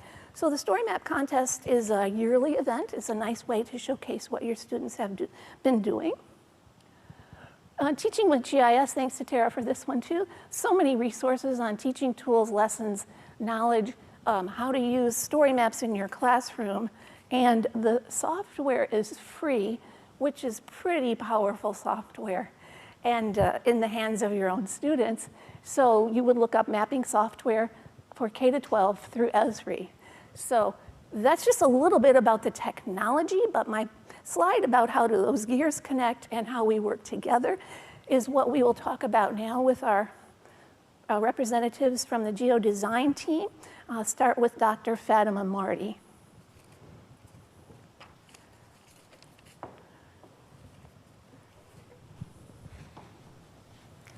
Thank you, Sarah. Hello, everyone. I'm Fatima Marty. I am a technical content developer at Amazon. Before that, I was an instructional designer at Google, and I taught at UMSL for 10 years, pre-service and in-service teachers, educational technology, math education, curriculum and instruction. Most importantly, I was a 6th grade and 4th grade teacher. So I am one of you.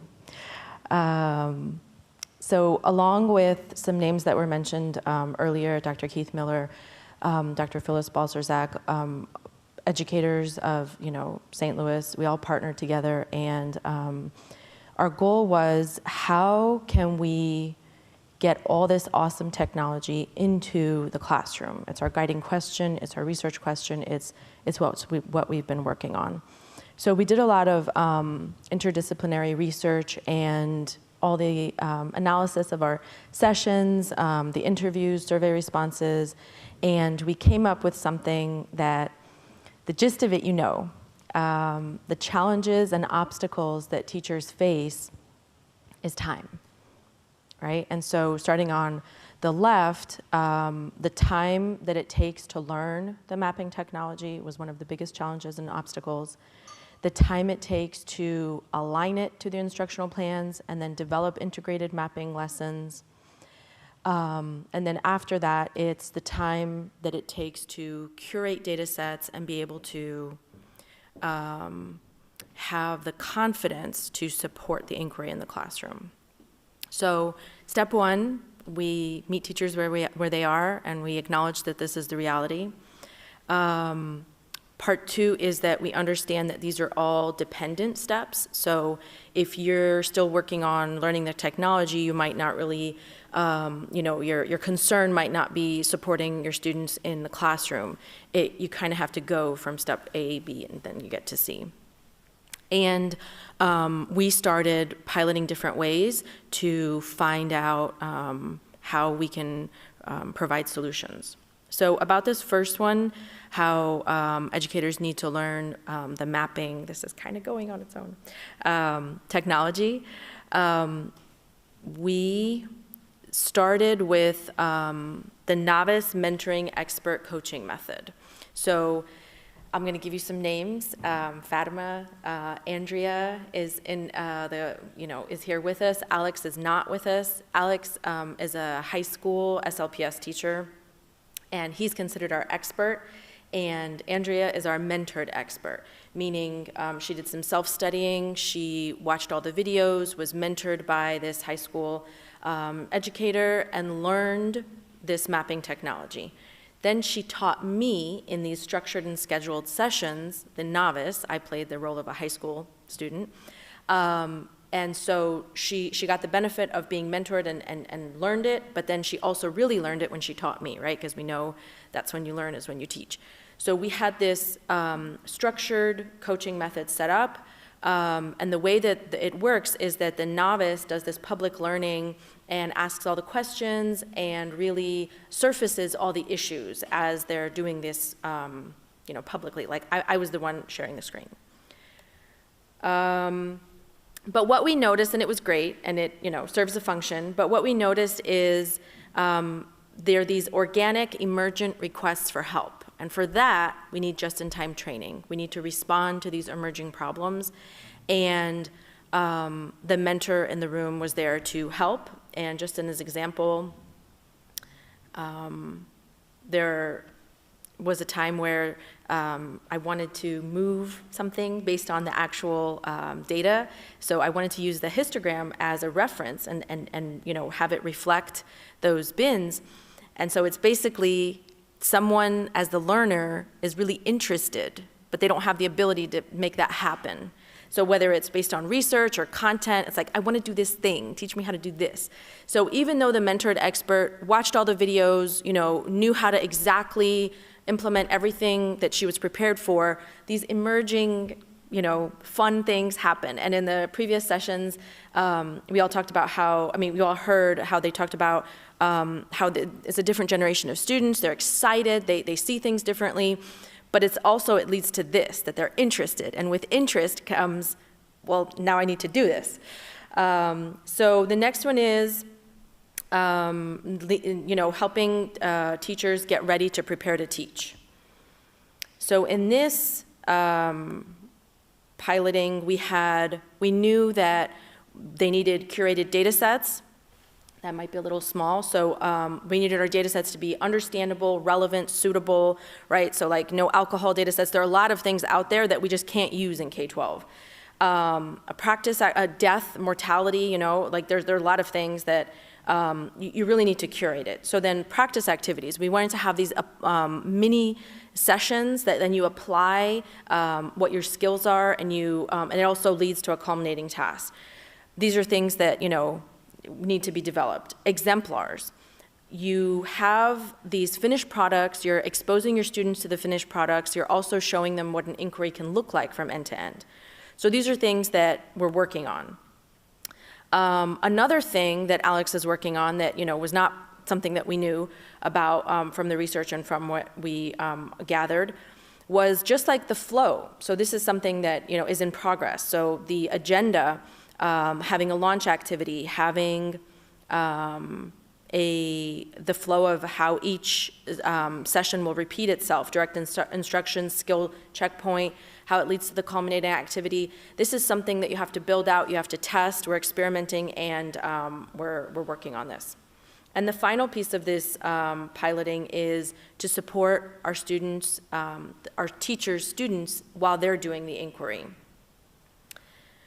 Developing resources, right? So if we just thought if we can do the flipped classroom model and have these micro-learning videos ready, so if the teacher prepares them, then we can encourage autonomous learning. We can have a troubleshooting like HyperDoc.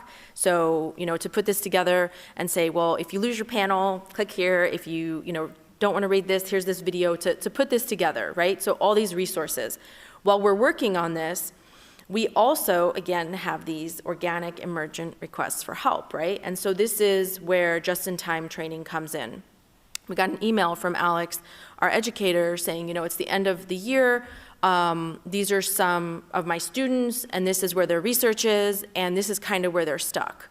So the UMSL College of Education design team got together, we had a session, and we worked on their topics. And we really just did a think aloud, okay, well, what data is accessible, what can we use, what can they do, what's feasible in this time frame. We asked a lot of questions, recorded the session, and emailed it to Alex. He played the session in class. All the students got insight into how we looked at this, and they got that nudge, that support, that extra push that they needed to finish out their projects. So while we're piloting all these solutions together, it also brings the question of, well, how are we going to scale this, this support and all these, fun, wonderful things that we're doing? And the answer is a networking model to grow technology transfer in K-12 classrooms. And while networking might mean very different things, to all of you, what we mean by that is to establish a human infrastructure to involve teachers and also provide visible support as they're designing and carrying out these inquiries. So to echo what Bob Sharp just said about, reaching out and, contact someone you don't know, it's all part of that support network, and it takes a village, right? So we're trying to be parts of this effort to build this human infrastructure. And if you look at it as like interdisciplinary network nodes, these are things that we have been working on as we integrate mapping across the curriculum. So university software engineering course, pre-service teacher STEM courses, as Sarah mentioned, an honors college course. We're piloting into K-12 classrooms, and after school clubs, different subjects. It's all possible, and we're slowly building, but also I'd like to add to that challenge. If you're an educator in the St. Louis area, please reach out. We'd love to collaborate with you. And I'll pass it to Dee.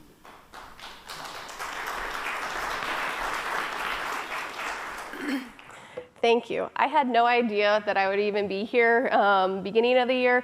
Sarah reached out to me in the classroom and said, hey, would you be interested in learning? And so I was like, yeah, I'm game to learn. And she introduced this awesome technology to me. But as we know, teachers, our plates are already full. And so my first question is, well, why does this fit into my teaching? I need to know the why before I even take the effort to put it in front of my students. So with that, whenever I was just exposed to this information, it was the visual learning. I have a large scale of students, low and high. This gave them a visual way to understand complex knowledge at their level, at their interest. That was a game changer. Diverse learners. I have students in my class that English is their second language. And so they are able to see information, and we don't have to worry about the vocabulary as much, and we can bring that in as needed, but they can see information in their context. And then preparing them for their future. Looking at just the capabilities of the jobs that aren't even created yet that can use this information and how they can bring that to their own culture and their own level. With their own peers that they talk about, the conversations that they have, even in a middle school classroom, that make such a big impact. So with that, I have a background of math and history. Math is definitely my forte, and so as I got into this, I'm a spreadsheet queen, and I saw the potential of how it can take the 3,000 rows of data and make it so simple for my lowest level students. But also as a history teacher, how we can build those relationships and processes into understanding at students' level. The reading the maps, our students, they can search up Google Maps, they can look at a map, but the actual deciphering and analyzing the map is the key. And this technology makes it so tangible and interactive that they can relate to it and bring their own interest into it. So with that, I focused on bringing it into my classroom with these 4 areas. Standards, how am I gonna commit to this and making it fit into my area, but also convince my admin to let me try this new technology in this new area that isn't in an approved area. So with that, super easy to do with Missouri and national standards that progress them into their upper level learning. It's not just because I'm gonna meet them at a 5th or a 7th grade standard, but these skills are gonna play on into high school and their future. Student skills of creating maps, the data input, and data analysis. Especially as a math person, the numbers and the way they make it meaningful is a game changer. But how am I going to bring this to my students, the tutorials, presentations, the scaffolding, at their younger mind level? And logistics. How am I going to have the students create their account? How am I going to have them see it? And privacy issues. All those were questions I had that this team was fabulous about helping and equipping. So I decided to bring it into my students' world by the introduction, as Sarah mentioned, the presentation tool. So I took the national maps that students were creating, because this is my first year. I've never had students create maps before, so where's my set that I can pull from that I can present to these students? So I took the National Geographic Map Competition and took positional maps that I knew my students would be interested in and just presented them to my class. And then I gave them some choices. Hey, I want you to be able to explore and find out what you have and what you're interested in. And so we did that through a hyperdoc. Once I had my students engaged, they're like, this is pretty neat. Let's see what we can do. So then I took it into creating their own students' accounts, which is a free resource. Again, all it was a quick form to fill out for my school. We had student accounts. We can set your privacy just to be internal and not external. There's a whole list of things that they can do with that free account. Then I let them go. I let them go on their curiosity. So in 7th grade specifically, we have a research component that we bring into the classroom, and this just was incorporated into our research unit. And so I let their curiosity and their interest drive their project. With that map creation, it was really eye-opening, again, to the critiquing a map, what makes a good map, what's the audience for. All went into this, and having them be able to understand. In this situation, do you want the dark colors of your map to be good or bad? Do you want the dark colors to mean a lot or a little? Depends on the context. We then ran into me learning. So I'm learning this data for the first time. I'm going to be upfront and honest with my students. Hey guys, I know some answers, but I don't know all the answers. So what I did, similar to in fashion with Alex, right? He had the spreadsheet of just different solution or problems and solutions. I had a spreadsheet of a student that would fill out a Google form and they would enter their problem. I would then work with what I knew to be able to problem solve for that child. I was modeling that growth mindset with my students, and they were actually, I feel like, more motivated because they knew I didn't know all the answers, but I was willing to try. And that made a game changer in their attitude in the classroom. And so the second part that we incorporated once they were getting the game of it, or they call it the game, just the project, but the data collection. We took it up another notch, added a little spice, as I like to call, and we brought in Survey 123, which was really neat in how the students created a survey, and those survey results are then placed as a layer on the map that they created. So just being able to crowdsource their own community into a map that was meaningful for them. Talk about the discourse that was engaging and high level because it was their interest, their topics, their data. And then we brought that into the storytelling maps. They took all of that into the maps that they created to tell a story that they wanted to share specifically with our audience in the classroom, but ultimately to our greater community.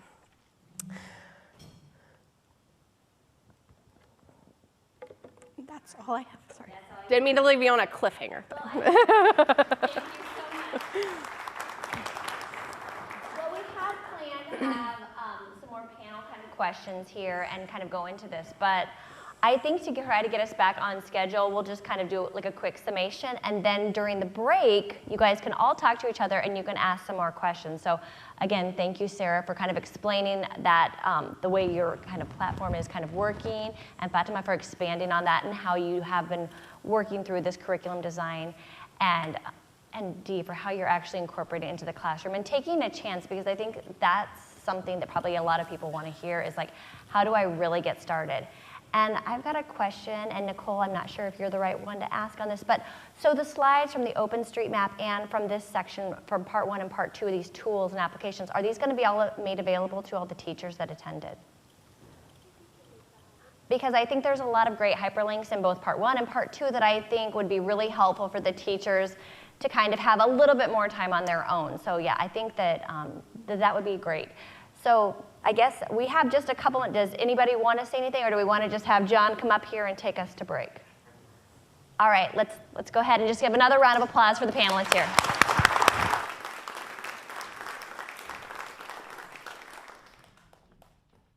Thank you, Tara, and your group.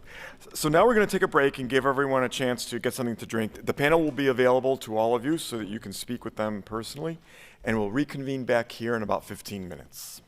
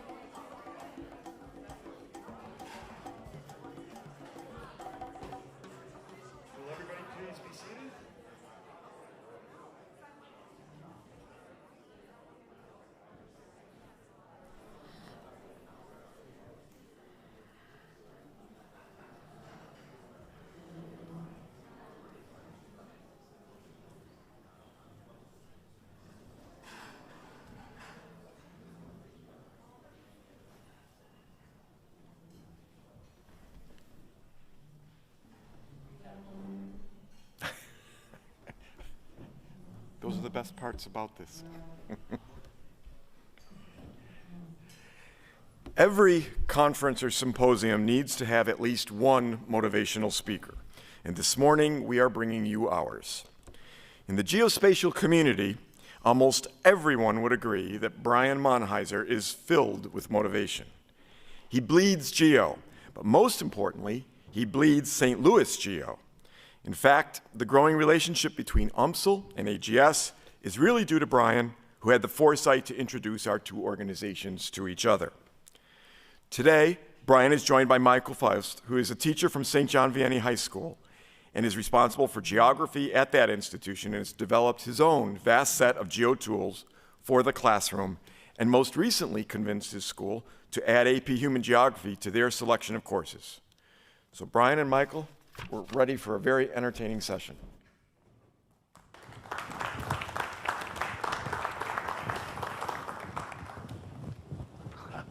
feel important for a brief moment. Good morning, Dr. Konofsky. Thanks for the warm introduction. For those of you that don't know me, I am Brian Monheiser. Have been in the geospatial community for about 25 years now. I did mine in kind of a non-traditional route, and for those of you in the room that have students that maybe aren't going to go to college, don't want to go to college, aren't sure if they should go to college, I took kind of an interesting route. I went to college. I was in a college town for 4 years.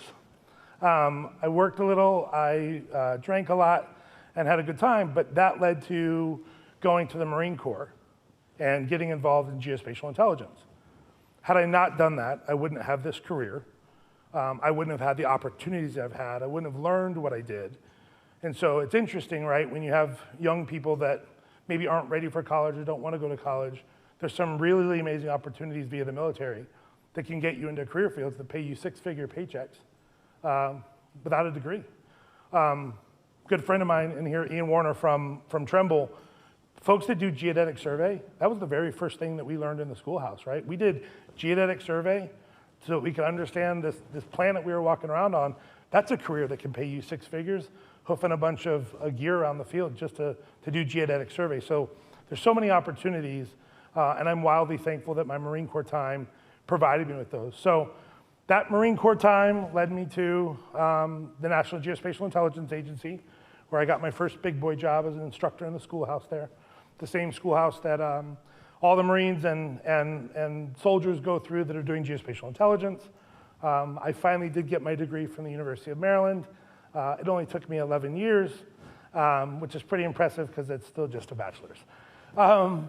And then I've worked at companies like Esri, I've worked at companies like BAE Systems, I've worked in a number of companies that are in the industry before starting my own consulting company with a business partner of mine about 3 years ago. I'm super excited to be here, and I'm super excited to introduce you guys to Mr. Faust, Mr. Michael Faust. I'll let him tell you a little bit about himself, and then we'll tell you how we became the dynamic duo that we are for this moment this morning. And then we'll talk a little bit about what it means to get these opportunities inside of the high school, and then teach people how to get to the next level, whether that's through college and into industry, or even whether that's through the military. So, Michael? Yeah, good afternoon. I'm Michael Faust, and I just finished my 5th year at St. John Vianney High School. I kind of fell into the geospatial world by accident, if you will. I've always loved geography. In fact, when I went to college, I was at Butler University in Indianapolis. I really wanted to be a geography teacher, and they had one geographer on staff, and they did not offer even a minor in geography. So I said, what's the closest thing? History, so I became a history teacher. I took every geography class that I could, but I came out with a BS in education and a focus in history. And then I kind of got teaching, and what many of you discovered probably recently or already know, I discovered very quickly is my kids didn't know where anything was. When I was sitting in my, whatever, our ancient world history class at the time, and I said the word Rome, half of my kids didn't know that it was in Italy. Half my kids didn't know where Italy was. And so very quickly I was like, oh, that geography thing that I like, this is really important to kind of to bring about. Which led me, in the middle of COVID, I'm looking for an at-home project, and I figured I might as well start my master's degree. And so I was looking for a master's degree that was online at the time, because we're really early on in virtual learning, and Marshall University out of Huntington, West Virginia had an online degree program. So I took it, and I just finished that up on April 29th, which was the day my first child was born. So kind of crazy last few weeks for me. But I became super passionate about this, knowing that we have such a dynamic industry here in St. Louis, as, not to harp on what everyone else has said, but we have such a dynamic industry here, and knowing so many of my students, when they began to get exposed to this, were interested in learning more, that their curiosity naturally drove better outcomes, that when they got engaged in the coursework and I could incorporate some of the stuff that real people are doing here in St. Louis into what we were doing, that, I don't know, I found better outcomes with students and more interest, and it made my job not only easier, but more enjoyable too. Awesome. So as Dr. Konarski said, I love geospatial. If you were here yesterday, I am covered in map tattoos. That's how much I like it. To my mother's dislike, who said she made some really nice skin for me and took really good care of it, and I've ruined it. I care about this industry so much. I care about it both in industry, in academia, in government, which is where I've spent most of my time. So I'm always looking for somebody that cares about it as much as I do. I've made it a point in my own home. We don't do gifts at my house. We do experiences. So my goal is to travel as much with my 16-year-old son as humanly possible so that he has those experiences, can see the world, and can be exposed. So anytime I find somebody that's interested in this, I get excited. So how did we get to this point? My son comes home from day one of high school, freshman year. I'm like, all right, man, tell me all about it, right? What did you do? How'd you do? What's good? What's bad? And you usually get the whole, it's fine, right? And you just kind of go along. So he's rattling through all of his classes. And he goes, yeah, in my geography class. I go, pause. I go, you mean social studies, history? He goes, no, straight up geography class. Not sure how I missed that when we were picking classes. That might have been a apparent failure on my part. But all of a sudden he goes, all right, so I have geography class. And I go, cool, tell me more about it. And so he tells me he's got this really young teacher. He keeps calling him Michael J. Faust, and he's using the Michael J. Fox reference.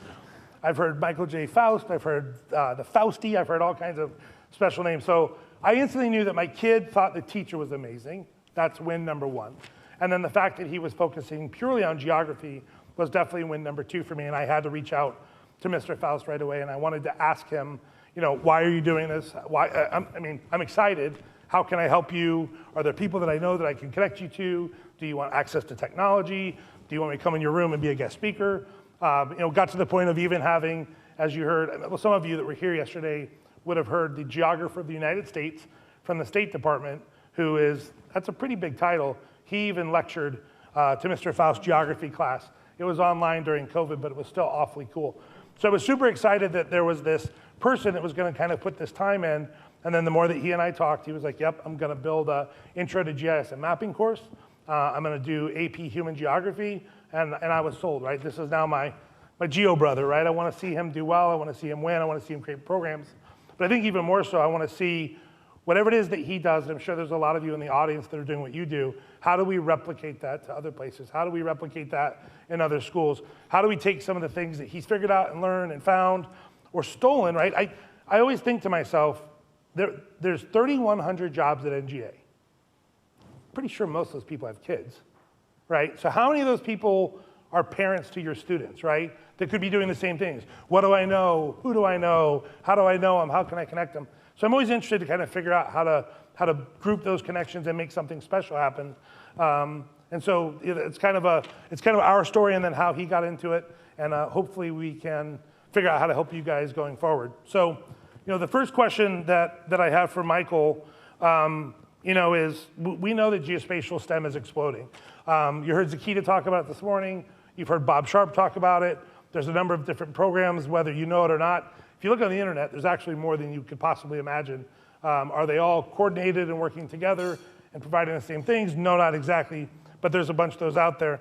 So I think the big thing that kind of comes up is, for Michael is, what tools are out there and how do we build those connections? And I know you've started some of that, so I'd be happy if you chat with everybody here. Yeah, I think it's also important to just start with STEM, period. And I will recognize, I'm not even a STEM teacher, but the push is there and it became, as you all know, a buzzword.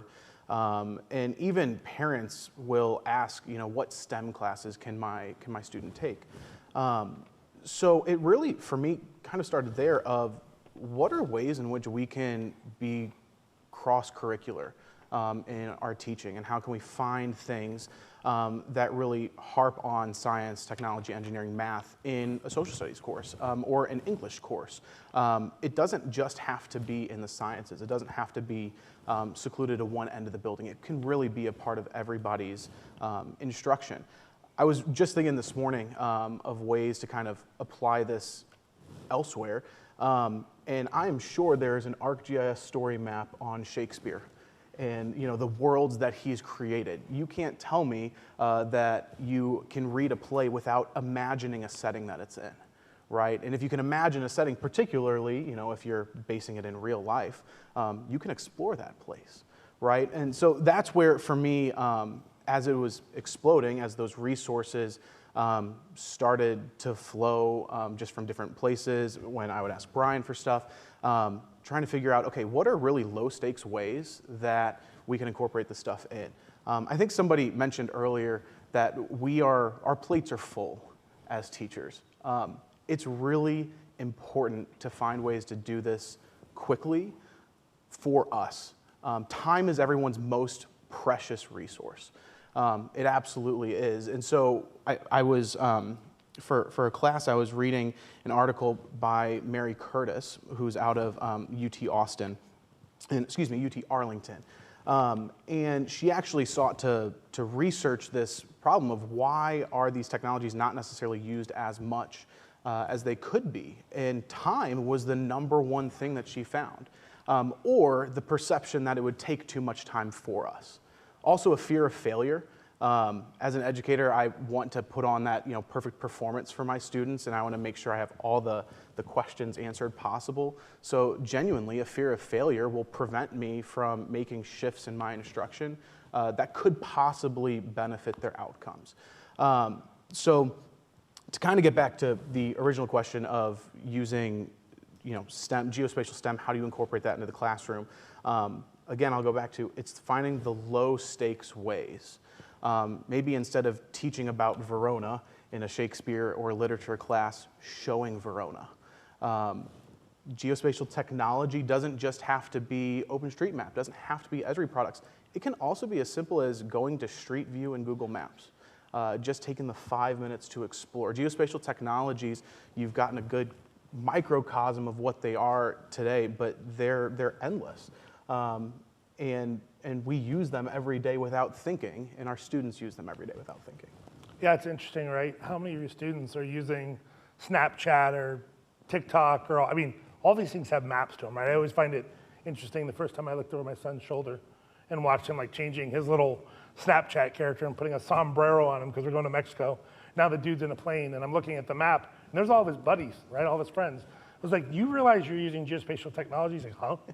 I'm like, yeah, in the background there's something special is happening. For getting access to those geospatial tools, what have you found?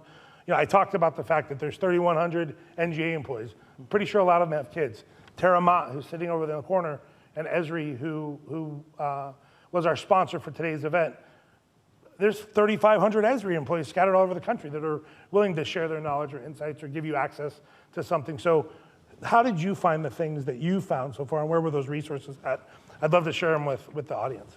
Google is a really good resource. That's where it started, genuinely. And then I stumbled upon the word geo-inquiry, and I was like, that's a fun word. My students will not be able to say the first time. And so I actually just tapped into Esri's resources at first. I was teaching, at the time, ancient world history and a geography section in that. And so when we started talking about world religions, there was a geo-inquiry about religious sites in Jerusalem, for example. And so that was kind of my window in, was finding that. But more recently, raise your hand if you're a part of a Facebook group for professional development purposes. That is, I was shocked at how I underutilized that. Facebook, I don't know, about 3 years ago became just almost a useless tool for me. So many of my friends became enamored with Instagram and moved on to other stuff. And then I heard one person tell me at a conference, hey, request to join the AP Human Geography group. And so I did, and there is a treasure trove of resources there. People have built full-on curriculums. People have built movie guides for different things, even stuff not related to geography or to AP Human Geography I've found to incorporate into my history courses. For example, like US history, teaching westward expansion, I found stuff with maps regarding the geographic aspect of westward expansion. So there are a ton of different social media groups, primarily Facebook, that are loaded with professionals that are just, it's a free teachers pay teachers, right, that are just willing to share all these resources. So that was a big one for me. And then, yeah, Esri as well with the geo inquiries were the two big ones. Speaking of AP Human Geography, how many of you educators are AP Human Geography teachers in here? Raise your hand. So about 4 or 5. So 2 pieces I'm gonna tell you. First, you'd better find Nicole when this is over because she wants your attention for a specific reason. I promise she's not gonna try to sell you something. The second thing is I didn't even realize, and I've been a AGS fellow for a long time. I've been an AGS supporter and sponsor and cheerleader for a very long time. When I started talking to John about Michael, I said, what other resources do you have? He's like, that's one of our core goals is to focus on AP Human Geography. And so I was able to start funneling Michael all of these different resources that were coming from AGS. So that's the network I think is the biggest thing. And if you guys have thoughts or ideas or opinions, I'll give every one of you my card or my email address. If you want to be connected to somebody, somewhere, somehow, for some reason, so that you can grow, your abilities in the classroom, let us know. What are some of the things that we should be thinking about post-secondary education, right? I think one of the things that I'm very passionate about, and I say this often when I'm in meetings in my normal work life. Almost every time I look at a Zoom, it's nothing but white males. It drives me insane. And the reason that is, in my opinion, is because we aren't teaching geography as much in schools. We aren't teaching the geosciences. We aren't talking about the jobs and the careers that are out there. I think one of the things that we should be doing, and I'm sure you guys have these parents in your schools too, the Lockheeds, the Boeings, the Raytheons, the Esris, the Hexagons. There's so many companies out there that are doing geospatial things. Ask those teachers or ask those people to come into your schools and talk about what they do. Maps, computers, sensors, satellites, all of those things are career fields that I don't think you know about unless your mom or your dad did it or your Uncle Bob did it. And I think there's an opportunity for us to start expanding the minds of these kids and how they get to school and where they can go to school and what those opportunities are, even if those opportunities are the military. So I'd ask you, Michael, what are some of your ideas around post-secondary opportunities? Yeah. What do we need to know and communicate to benefit our students? Yeah, so my students, even starting as early as 9th grade, are already thinking about that next step. And I have many students who are incredibly worried about that. And one of the things that I try to always discuss is, hey, when you go to college or the equivalent thereof, right? Recognizing that there are so many career opportunities and career paths that don't necessarily mean a 4-year university. Particularly with geospatial, there are certificate programs all over the place that might just take a couple years and you can become a geospatial analyst right away. So I think one thing is we've seen just this a massive amount of pressure on students of, hey, college. That's great. That's one avenue there. And there are also colleges and universities who are trying to do that outreach to make it more accessible for people. I know UMSL with the Bridge program, I just learned about this past week and was floored that Chancellor, 37 years and 100% matriculation rate with students? Since 2003. Okay, since 2003, but that being a program for students to just show that, hey, you don't have to have it all together right now at 14 years old. Like, we're asking a lot of our students at 14, 15 years old to be thinking about these things where, they feel like, I can't even think about, where lunch is coming from tomorrow. So being able to expand on the post-secondary opportunities beyond university level or the avenues and bridges to get them there if they want to be there. What are thoughts or ideas or methods you're going to employ? And I'm putting you on the spot here because I realize this is year one. I'm asking you to move mountains year one.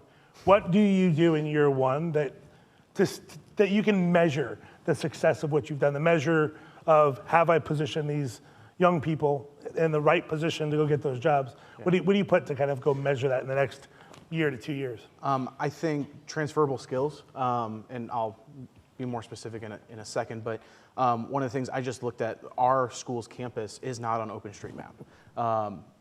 it's not. In fact, the neighborhoods around our school's campus is not on OpenStreetMap. So when we talk about mapping in that first unit in AP Human Geography, we can actually go do a little bit of it. And if all my students walk out of there, yeah, I know how to map some of this stuff, those are all valuable skills that transfer way beyond just OpenStreetMap or just mapping softwares. That's where STEM is so, critical, where all of these things connect.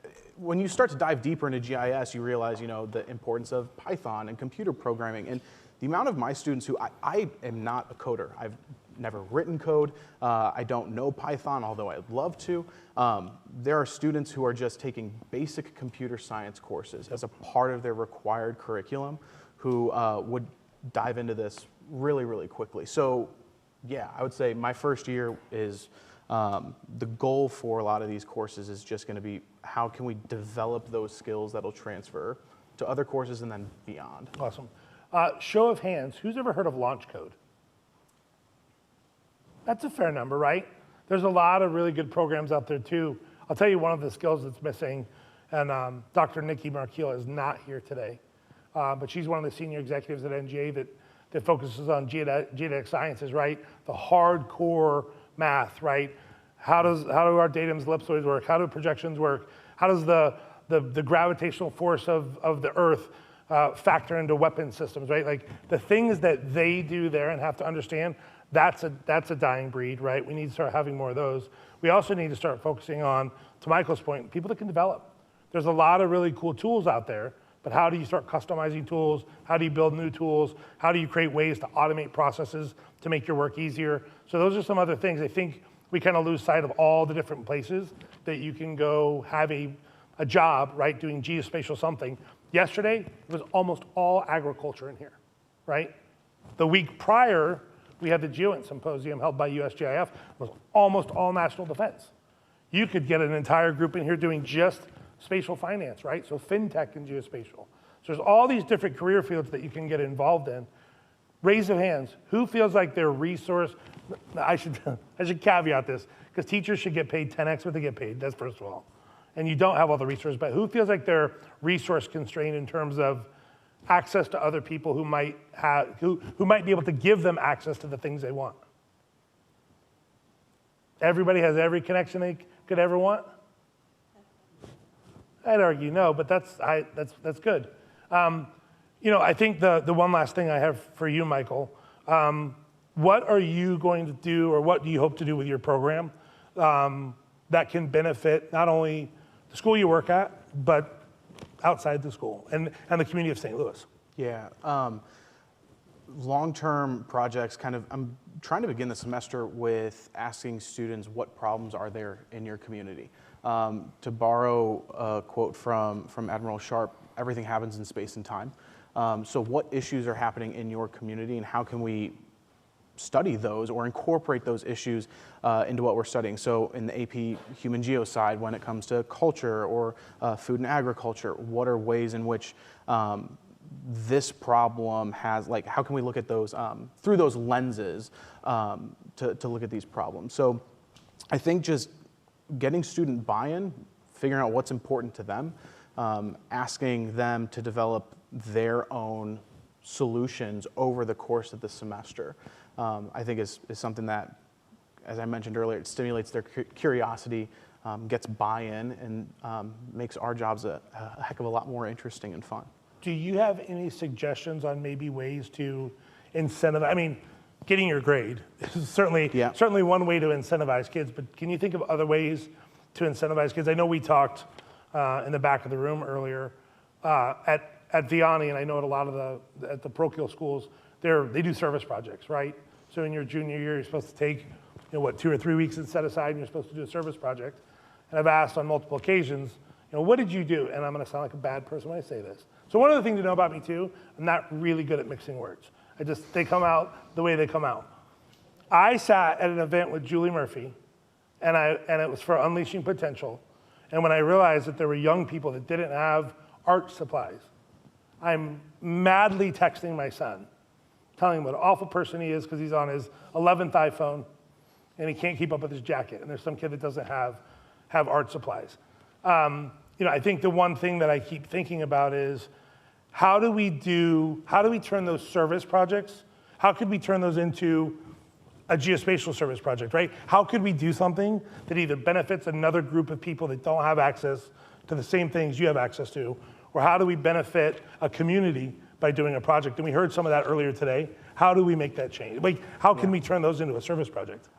I think I always ask myself in a lot of my lesson planning of like, okay, what are we going to do with this? Why? Obviously, the objectives, and we get told from the state what we need to be teaching and all that stuff. But thinking about how can we take this beyond the classroom? Get on my motivational speaker podium for a second. Get it. Think about how many times a group of students have influenced change just in this country, in this city. People listen to students. Students are powerful. Young people are powerful. And so I think about, right, if you identify that project in your community, and I know this takes a lot of love and support, time on our end, which we don't always have time for, but being able to say, okay, this is a problem, and when we're done, we're going to take this to the county chamber. We're going to take this to the mayor's office. We're going to take this and present this and do something with this. And maybe they don't do anything about it, but they're more aware now. And we've made a mission out of what we've done in our classroom, and it's gone way beyond that. And I think that also helps to develop those students to realize that they have a voice. One of my former teachers is actually in the room, and he can attest that I was this quiet kid who sat in back and just minded my own business and did not want to cause any disruptions in class ever. I think about how valuable it would have been to hear that my voice matters, that how empowering it would have been to have that told to me. So I don't know, getting back off the podium now, it might be, it truly is difficult to go that step beyond, but thinking about how can we take this outside of the room and how can we let students feel empowered to actually try to go make a change in their community. Yeah, the reason I brought that up, and I jokingly said earlier, but I didn't mean it as a joke. My son has two friends that are juniors, and their junior service project, and they're both phenomenal musicians. They were going to go around to a bunch of old folks' homes and play music for them. I said, hey, not for nothing. This is where I come off as being the bad guy. They've had a really good life, right? Playing a little bit of music, that seems like a cop-out and a really easy way to get your service hours. What are you doing that's going to have a long-lasting impact, right? Who are you going to go work with that has a long-lasting impact? So, I say that because I would challenge some of you. Let's ask these kids that are doing service projects too. What's that service project going to be? What community is it going to be towards? And how is it actually going to make a difference for the next 60 years and not for just the next 6, right? And so I want to see some of that happen as well. I've appreciated our time together. I appreciate the fact that you've made a commitment to our students to teach geography. I'm committed to helping you. I'm committed to helping all of you. I'd also say this too, and I'm ashamed of myself for having not learned more. I didn't meet Clinton until just this week, and he got up and gave his presentation yesterday on the programs that he's working on. I would encourage you to get with him too and find out ways that you can partner with him. He's right here in front. Raise your hand. Not only a phenomenal human, but he's doing a lot of great work. And we're going to have to do, if we want to start seeing, like I said earlier, Zoom meetings that aren't a bunch of old white guys talking to one another, we're going to have to partner with people like him, and we're going to have to go do some good work. So I encourage you to do that as well. If that's, with that, if there's any questions, we'll open it up for questions. If not, we're going to take our stepbrothers duo off the stage. Any questions? Awesome. Thank you for your time.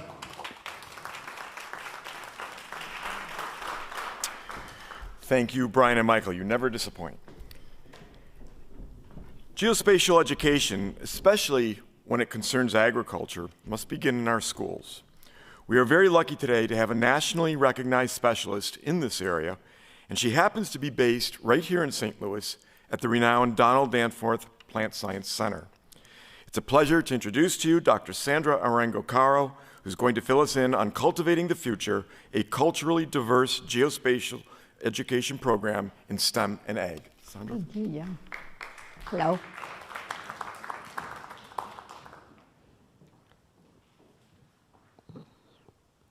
Yes.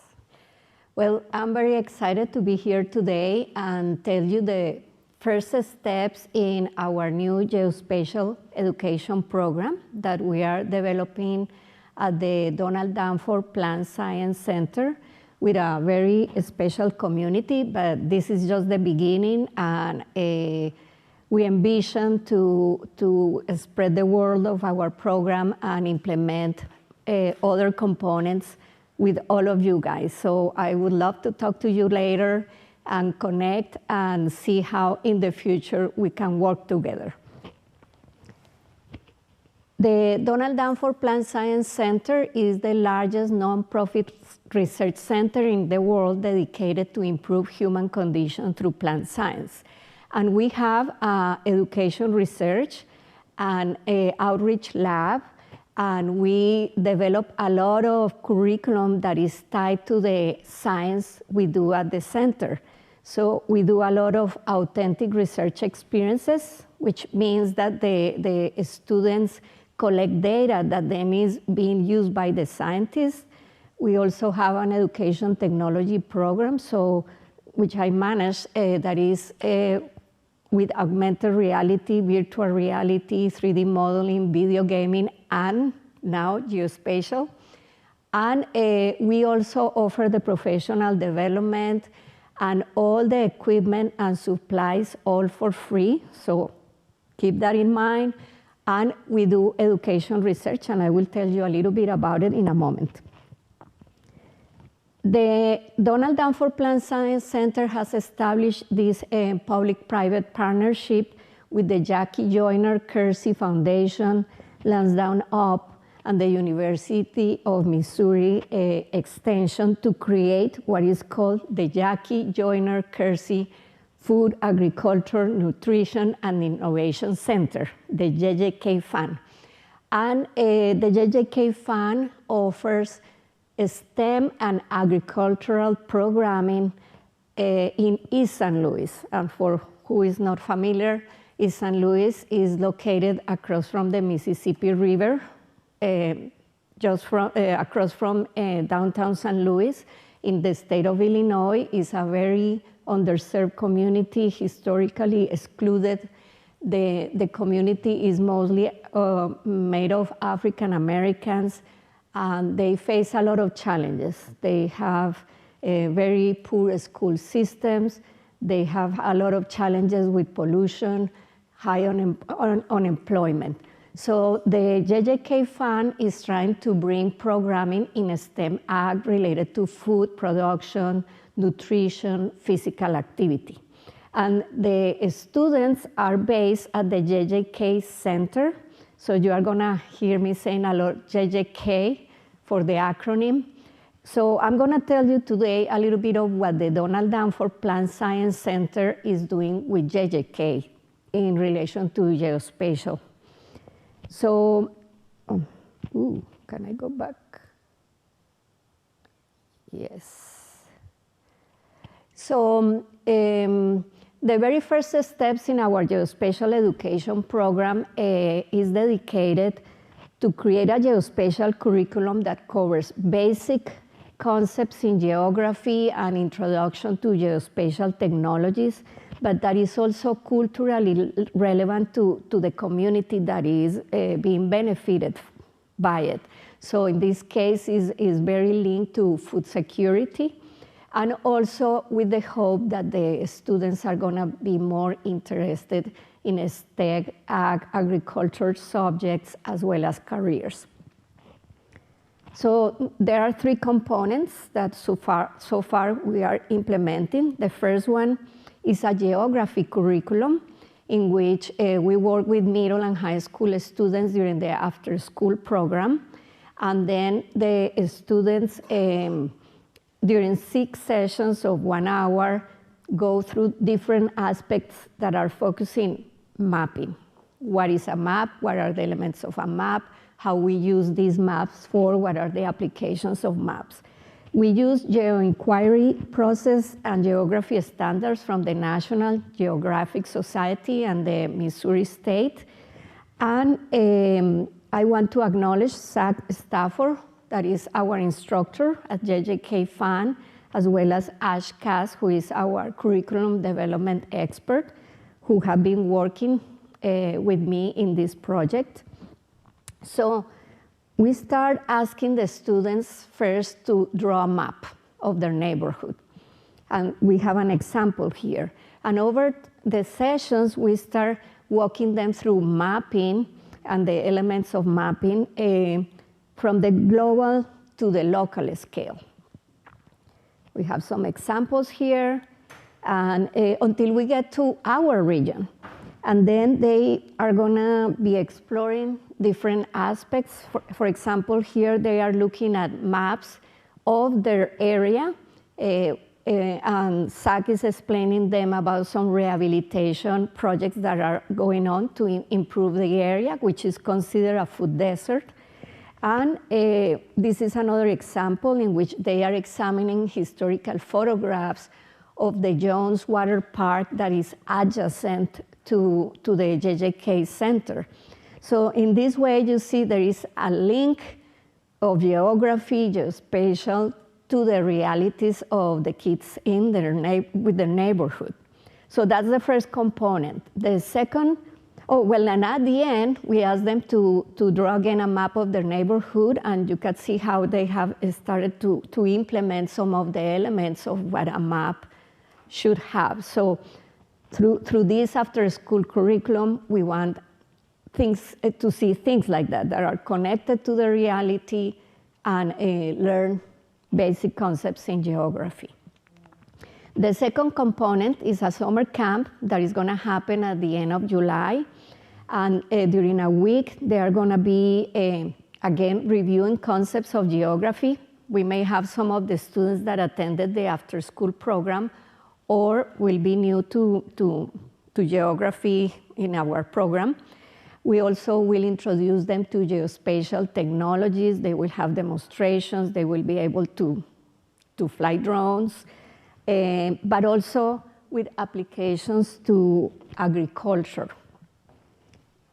And then they are going to be able to be doing mapping, as well as going to have field trips, a field trip at the end to the farm and research center of the Donald Danforth Plant Science Center. So they will have firsthand exposure to our facility, to agriculture, to the technology that we use for research, but then it's going to be firsthand for them. The third component is the high school summer internship. And yes, we have this student that is doing molecular biology. He was one of our high school interns from last year that was hosted at the Danforth. So I will update the photo with pictures from this summer. But these students are going to be drone certified. They are going to be supporting the summer camps we have during, at JJK. But also they will do a map about food security from the neighborhood.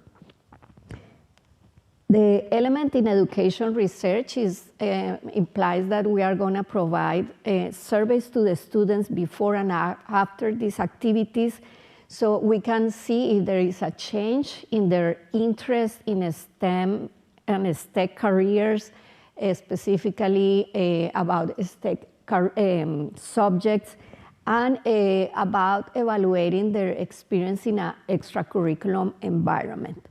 So with this, I just want to thank all the people that so far have supported us.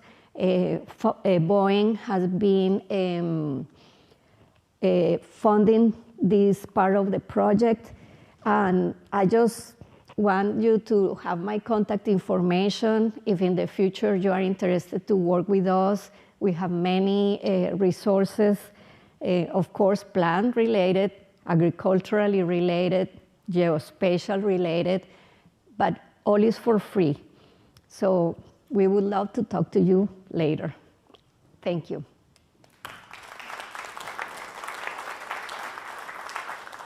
Any questions? Okay, so I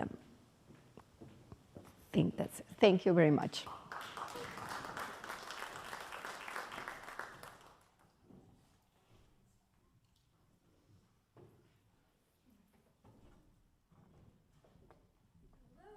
everyone. We are looking for John. There he is.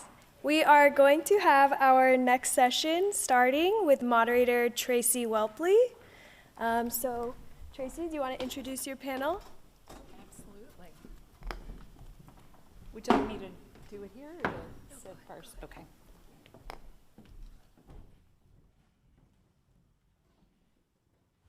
Good afternoon. Good morning. It's still the morning. Yes, I will be introducing our panel. My name is Tracy Welpley. I'm with our local regional economic development group here on the business attraction team, trying to attract more businesses to St. Louis. And amongst the industries that we are focused on, of course, is geospatial.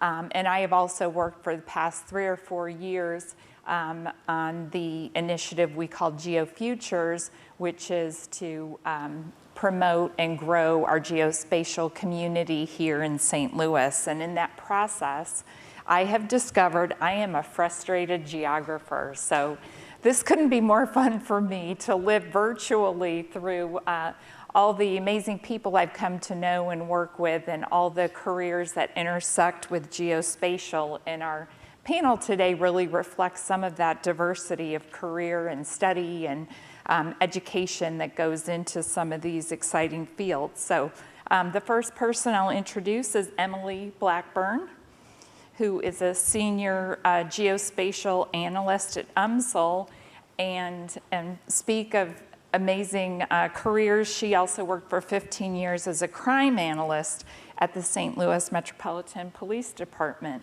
So, but now is at UMSL and helping to educate and recruit new people into this great field. And next is Dr. Dee Jordan, who's an instructor of global health and social medicine at Harvard Medical School, has a dual doctorate in geography and environmental science, and her research focuses on ecological and environmental determinants of disease risk. And Dr. Jordan has also been a leader and a consultant in increasing diversity of African American, Latinx American, and Native American students in the discipline of geography. Thank you. And finally, we have Jesse Bliley. And Jesse is with the NGA as a geodetic orbit analyst. And that involves monitoring satellite. Is that yeah, how would GPS. you? Okay, yeah. GPS and satellite. Mostly GPS. But in terms of education, is a professor of practice here at UMSL and is also involved in facilitating the NGA's educational partnership agreement. So that is the panel, and we will get started with some questions. And if you'll advance to our slide, we'll keep that up there for people can start reading while we ask our first question. But I would love to hear each of your personal stories, and I'm sure our audience would too. How did you come to choose a career that had such a strong geospatial intersection in geography, geospatial tech? Like, what sparked your interest and got you going? I fell into it. I graduated in the mid-90s and kind of fell into it. Like Tracy said, I'm a criminologist by trade. I got my master's degree here from UMSL in the early 2000s, and I was just kind of an investigator and have investigated things from as abreast as mortgage fraud and Medicare fraud in South Florida. But while I was in South Florida, my spouse worked for the Latino Drug Abuse and Research Center out of FIU, and they had a lot of trouble geocoding. Like, they couldn't get it, and they set up their geocoders wrong, and they didn't realize that multiple cities had the same streets. Yeah, so they didn't put zip code and city in, so it was a mess. And I had a lot of fun kind of teasing that out and helping them advance that. And things have come a long way, as we've discussed. And so when we moved back to the Midwest, the city of St. Louis was doing their pilot program for crime analysis, and they're like, well, we need somebody who knows something about mapping. And I could talk barely legitimately about geocoding, and they're like, good enough, right? Because it was more than anybody else had. So it was a transferable skill set. We just talked about that in the last presentation, a transferable skill set, and fell into that and kind of moved the city of St. Louis from these paper maps that we would print out to a full suite of dashboards, very Johns Hopkins COVID-like dashboards and applications where we can get the data immediately. And so really ran from that. So that's kind of how I did it. Just kind of fell into it, but had a knack for it. Interesting. And what about you, Dee? Yeah, so my story is not dissimilar.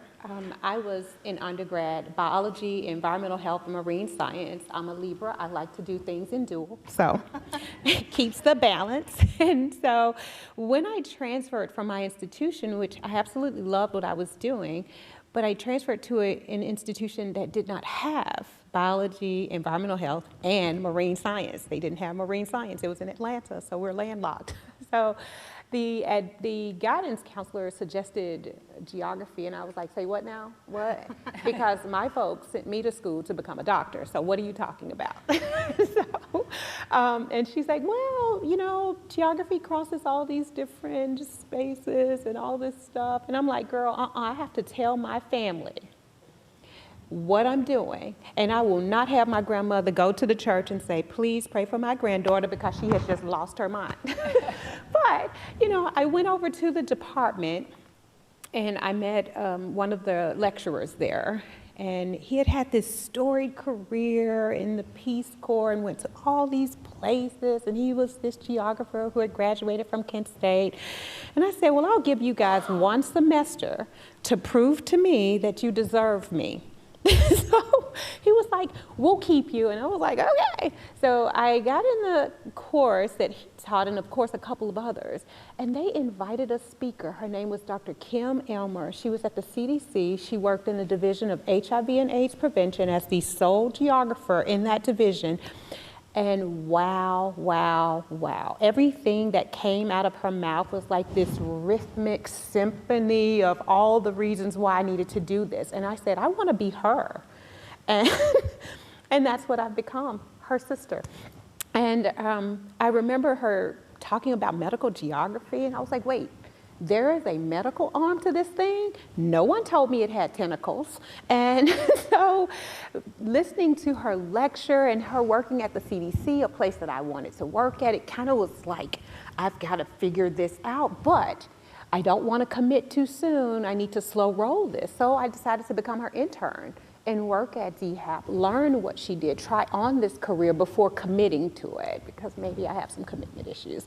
But then she said, this is the place for you, Dee, and place is intended. She said, this is the place for you. I think this is what you should do. And honestly, from there, it's been the best decision I could have made. What a great story, that one person can make such a difference. She's amazing. That's great. And Jessie? How about you? How did you find your way? Yeah, sure. So I was studying biology here at UMSL. I'm from the St. Louis area. I thought I wanted to be a veterinarian. That's what I wanted to be my whole life. And so I didn't really go through any other doors. Like in high school, I just thought that's my path.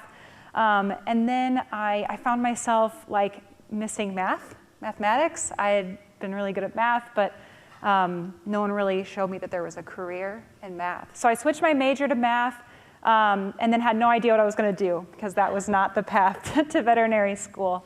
And so that's when I finally started looking like for open doors. Like, what opportunities could I sign up for just to learn more about a career in math? Do I want to get my PhD? What do I want to do?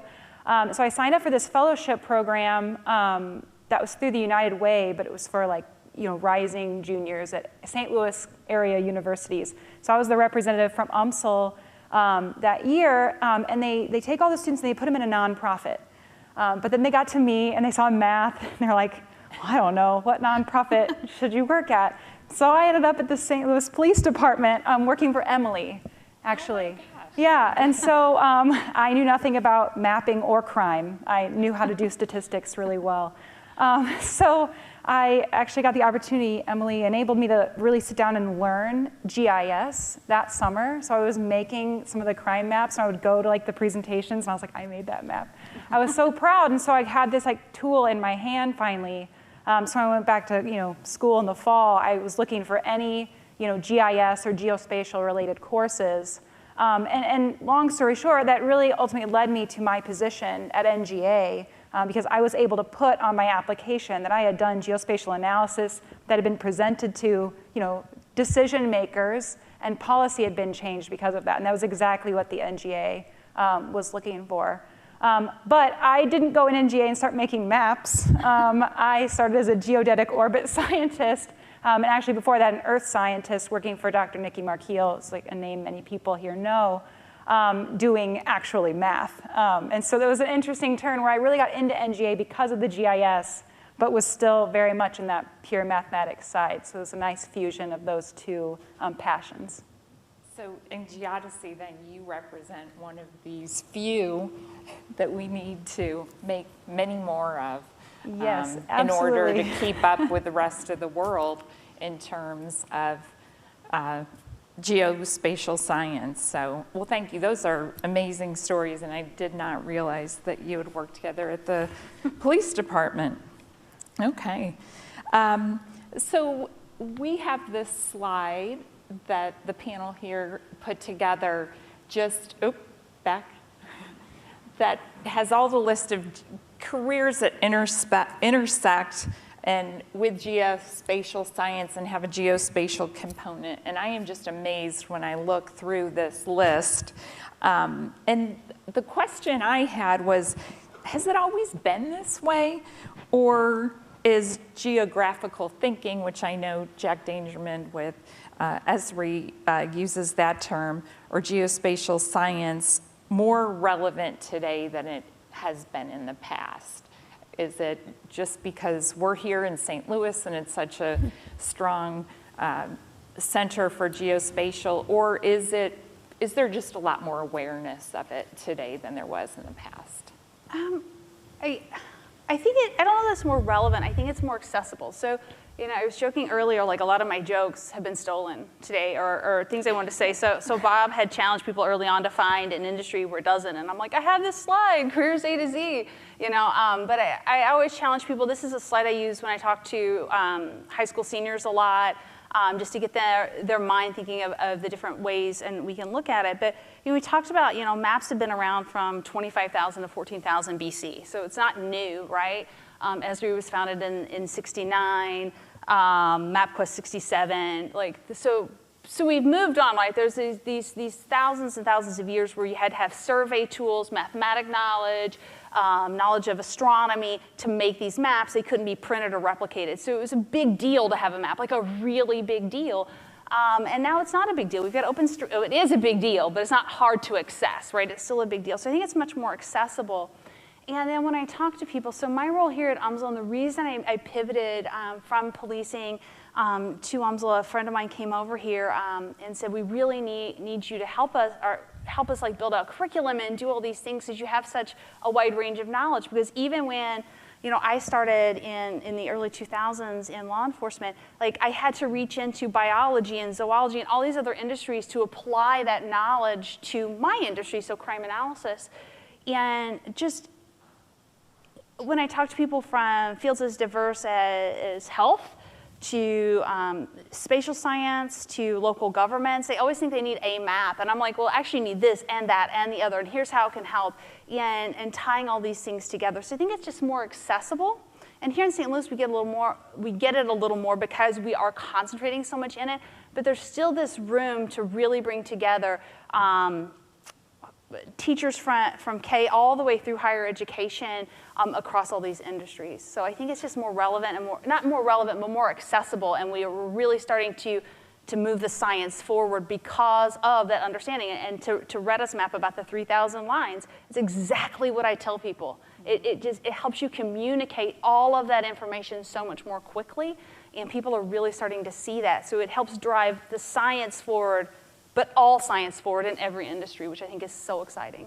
And Dee, do you have anything to add to that? Yeah, so my position is a little different. I actually think it is more of an awareness you know, for geography, specifically in the health spaces. So as a person who is a biomedical research scientist who happens to be a health and medical geographer, I can assure you that when I applied for fellowships at MD Anderson, the NIH, and the NCI back in the day, say 2010, people would look at their fellows and my application and they would tilt their head because I was a geographer applying into these public health spaces. In fact, when I was mentored by U.S. Surgeon General Dr. Regina Benjamin, Vice Admiral Dr. Regina Benjamin, I went to her office, the Office of the Surgeon General, and I told her, you know, I was a little disturbed by the U.S. Public Health Commission Corps, the 6th branch of the U.S. military, because they did not have a space, this was in 2010, for geographers or anything other than people in public health, and it was very, very narrow. And I told her I felt constrained as a geographer because I understood that geographic thought, spatial awareness is super important to health, public health, and global health, you know, global health in general. And she said, well, you know, that's something that we should change. Some 15 years later, sure, I can now apply, but I'm now aged out of the system, but that's neither here nor there. Back to the question, specifically, when you have industries where the exclusion effect occurs because they don't understand the necessity, for whatever it is, COVID-19 bridged that awareness. More than anything, people started to understand the necessity of a geographic person or a person who thinks spatially in their spaces and on their teams. There was a run on including geographers on many teams. I had so many opportunities to be on grants that had nothing to do with what I actually did because I'm a geographer, because they felt that that thought process would elevate and enhance the work that they were doing. In fact, PBS Kids Curious About Careers had been around since 2014, and they had surveyed and interviewed people all over with different careers. In 2020, Dee Jordan became the first geographer on PBS Kids Curious About Careers because it was at the height of the pandemic. My background was in biomedical research sciences. I was looking at infectious diseases, specifically COVID-19. They wanted to talk to a geographer. So to me, it is exactly that. Geography has become, in recent times, more relevant, not more accessible, because it's always been marginally accessible. If you went to a college, in recent years, it's become open. You can do Esri open services. It has become more accessible. 2010, I wrote my master's thesis on how GIS could be used as a community advocacy tool for community-based organizations. So I don't think it's necessarily accessibility. I think it's the awareness of how important geographic education is and how much better off the world will be if they include people with a geographic background on their teams. That's a mic drop. I think we're done. No. Yeah, I don't think I can follow that one. Yeah. Okay. Well, we will move on to the next question then. And I want to talk for a minute about employers in these industries. And my understanding, and I have kids that are in their 20s, is that kids have become much more attuned to what job is this going to get me? You know, what are employers looking for? I want to go to an in-demand field. So if we look at these industries, are the employers focused on recruiting people that are mappers and analysts, or are there other skill sets that, you know, they are looking for that kind of contribute to this to help us understand you know, where those fields of study kind of converge? And let me see. I'll let whoever wants to go first. On this one. I do work at NGA, and I think that for a long time, maybe people didn't know a lot of what NGA did as an intelligence agency here in St. Louis. But like any other big company, we hire everyone. We need all the skills, right? We do have an HR department. We have a lot of business that has to get done with contracts, financial management. And then, of course, we do have the mapping and the geospatial analysis portion. So we do want those, you know, technical skills. I have to always mention the hard sciences, the geophysics and the mathematics side, because that's also of vital importance and is, we're lacking in that skill set. So I think in terms of like academic tracks that you could go into, they're abundant, right? We're always hiring interns in all of those different fields at the collegiate and now even at the high school level.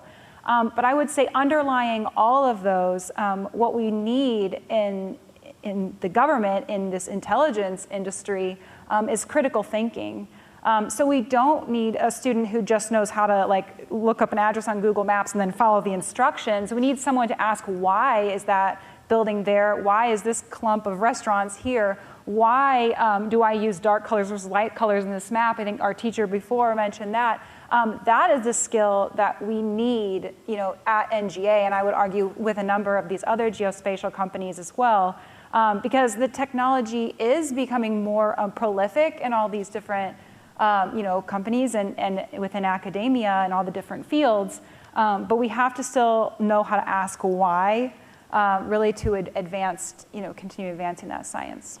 And before we go then to one of the other panelists to discuss this, can you advance to the next slide? Because I think this really kind of showed the focus areas in geospatial sciences and be helpful for you to see that as we're discussing that. So Emily, I'll let you go next then. I agree with Jesse and what Dee said in the last one too. It's like, it's so relevant because, my position, to backtrack just a little, at the university, like I'm on all kinds of grants, right? And I do things on urban planning grants all the time, and I talk to I'm on biology grants, and I'm on with the School of Nursing on a couple, and in the Department of Psychology, and do some opioid overdosing stuff. So I'm like 5% here and 10% there, but all across campus, right? And which is what makes the job so fun. Like I have real depth in one area, but I'm getting the range and everything else, but it's so important. But to this specific question, Tracy, I think sort of yes and no. I think it's a transferable skill, and that's what they talked about in the last session. It's such a transferable skill, much like knowing some light Python or some SQL or knowing how to use Excel and a pivot table, right? I think it's a more interesting skill. It's a skill that's transferable across industry. So they talked about, being 14 and having to decide, which I've always thought is completely unfair. I'm 45, and yesterday I was going to go into agronomy, right? Like they had me sold, and then today I'm like, well, what about education, right? I'm very apparently influenceable. I'm very influenceable. Yeah, absolutely. Every time I talk to somebody, I'm going to trade careers and upskill in something.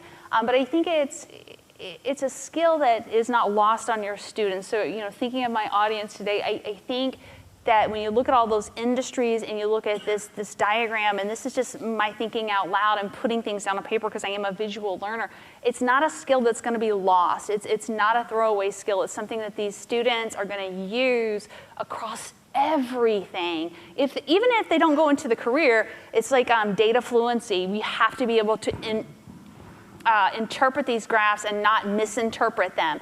So I think it's a life skill, so no matter what industry they go into, it's super useful. But that was just a slide that that was as many industries as I could fit on one piece of paper, right? And I think anybody in here could add to and critique my slide and add 10 more. So yeah, absolutely. So, yeah, I think the list is great, but I think for me, so for those of you who don't know, I have this little program. It's called the Advancing Geography Through Diversity Program, which is an intentional recruitment, retention, and matriculation program that I started at Michigan State as a graduate student. And by intentional, it's that I intentionally don't seek out geographers to recruit for the program. Why is that? Because I think geography would be more robust if we had a diverse, not just in skin and complexion and age, but also in thought. I think people from other backgrounds can serve the discipline of geography. But I also don't think that this starts at the graduate level in which my recruitment initiative begins. The reason why I did PBS Curious About Careers is because that's targeted to middle schoolers and high schools. I think it starts in the K-12 system. I'm an advocate for increasing geography's footprint in the K-12 system because I think that that's where the first awareness, it can't happen in undergrad, and you can't keep tripping into geography. It's fine if it happens, but You need to have an intentional, awareness, people who are letting you know that this opportunity is there, that it's not just doctors, lawyers, engineers, and the traditional stuffs that people are pushing on the kids, but that you should encourage kids to be curious. Intellectual curiosity is what I think is killing disciplines like geography. People aren't being curious about what it can be. I was a person who was quite curious about spaces, places, the oceans, the skies, and I felt like I could go and do whatever I wanted into all these places. I wasn't thinking about the revenue. I wasn't thinking about, well, how do I get there? I didn't think about a passport. My mind just leapt out of me, and I just thought the world is an opportunity. I should be a part and a big contributor to it, right? So what was missing, I think, from the list, in my opinion, are these entrepreneurs, people like my friend Clinton Johnson, who has the North Star of GIS, who is a change agent to change the dynamics of who and what can actually be a geographer. Myself, Dee Jordan, and the AGTDP, and the Celebrating Black Geographers Anthology, which is hosted online by the gracious support of the AGS, which is telling people of all the places and all the industries and all the people who look like people like me, who aren't the traditional geographers, but who can in fact be geographers and have profound impacts. We can't limit it to just the things with ology or ist in the name. There has to be so many other places where a geographer, the full body of a geographer, can be situated in a place, transform that environment, and push the tide so that geographer isn't the place or the discipline that gets the, well, what do we do with her? Instead, geography is the place like, yes, we want you, come. As a social medicine instructor, social scientists are key to so many of these dynamics. It's not just hard science. And I hate that they call it hard science, because that creates a binary that means the other science is soft, and the science I do is not soft by any means necessary at all. So I don't think that it's a hard and soft. I think it's just science, right? We have to change the words, our vocabulary, increase the awareness so that these kids understand the opportunities they have to do good science, regardless to what industry it's in, hoping that it'll be geography. Fantastic. So probably the most talked about subject in any industry right now is AI. And I would love to hear from you. How is AI changing geospatial analysis, geospatial careers? Is it something to be embraced, or is it something to be feared, as we are hearing a lot in the media? And I'll let you, I think we're going to start with Emily on that one. Yeah, that's fine. I think embraced. I really do. In my last job, every time something new or shiny came out, folks would always be like, oh, watch out for your job. Oh my God, they're going to get your job. That's automated now. And there's plenty to do. I've never found myself sitting around not having a lot of work to do in any job. But I also think there's a human element. So, in the presentation by OpenStreetMaps today, they talked about wheelchair ramps not always being mapped, right? I think that could be an AI job. That's some drones, some aerial imagery, writing the code for machine learning to identify those things and get them on a map. Like, that's one but many opportunities there. We've had a lot of advancement in tree canopy coverage and talking about that, and that's a machine learning AI sort of situation where we know more about the tree canopy than we did before. We just know it quickly. I think yesterday someone talked about different algorithms and machine learning, and something that took him 3 days, and it was with managing disease in crops, because we need to increase our food yield. That took 3 days, now takes 30 seconds. So, we can advance that, but there's so much work to be done. And when I talk about, and talked earlier about how this is advancing all science, that's what I mean. Like, that doesn't take away our jobs. That frees us up to do the next step so that we can really advance things, because things are so difficult. And there's so many things we have to learn. Like, when I think about my kid coming to me yesterday and being like, I coded my name onto blah, blah, blah. And like, I didn't think about coding when I was 10. So he's ahead of me, but that just opens up the avenue. So I think we have to embrace that, because it takes some of that 3-day slog of work that we have to do away from us, and then opens our mind and our bandwidth to do the next step. Not to mention the fact that somebody has to think of that. I think geography is very creative. I've only been successful in what I've done because I've been able to think creatively on how to express these things. And that's really where I'm the value add. And exactly what you said, the value add to any project is I can think about how to show this, how to visualize it, how to get people enthused about it behind the scenes using maps and data visualizations and geography. I think machine learning just adds to that. Fantastic. Jesse, I know this is a big topic at NGA, so I know you have a lot to say. Yeah, absolutely. I think in the era of like AI, machine learning, we have to be better scientists. It can't let us like slack off. We have to be even better at what we do. It reminds me of when I was like learning mathematics and learning like the definition of continuity. So for those math teachers out there, and the old definition, right, when math was like, you know, the advent of mathematics and formalizing everything, the definition was just like being able to draw a line without lifting your pencil, right? And now I was like, you know, 18 learning that, and that was like profound science at one point, right? And I see that like with AI and ML, in some ways it's really pushed everything so forward that now we have to even go beyond, right, that. And I think that it can free up that time to allow us to think creatively, but we can't slack off in like that foundational understanding of science and going back to the critical thinking, because otherwise we will forget what these algorithms are meant to do. So in my role now with NGA, I'm supporting the educational partnerships with UMSL and Harris-Stowe State University here in St. Louis. And there was one student working on a project with an NGA team. That was something that this partnership enabled us to do. And this team at NGA, they're all, you know, been at NGA for a number of years, and so their project was to try to build a machine learning model that can identify certain features at ports, right? So really important for the customer in the military.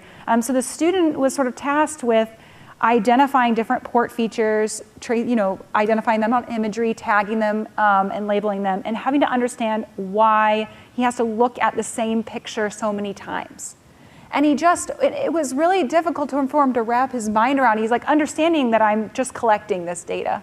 But he was having trouble understanding like the fact that the shadows are moving because of the way the Earth's moving. So he was getting the tech, but the underlying like understanding of the physical Earth was lacking. And it just made me realize how important it was to, all right, stop then this AI project. We got to go back to the basics, build that foundation, then the project is so much more enhanced. And in the end, he didn't have as much time to, you know, tag as many images as we wanted, right? But we did the right thing by making sure he got the foundation. And so I would say that, like, yes, we want students that code, we want that to be part of the classroom, but that foundation has to be there first. You understand why that technology enhances it in the first place. Well, we just have one more question because we did want to leave plenty of time for Q&A. And I think this gets back to some of the things Dee was saying, that we want this diverse range of students coming into these fields. There is no one type of student that can excel or contribute greatly to these careers. So with the audience of educators, what advice would you give to them to help them get students interested and excited about geography?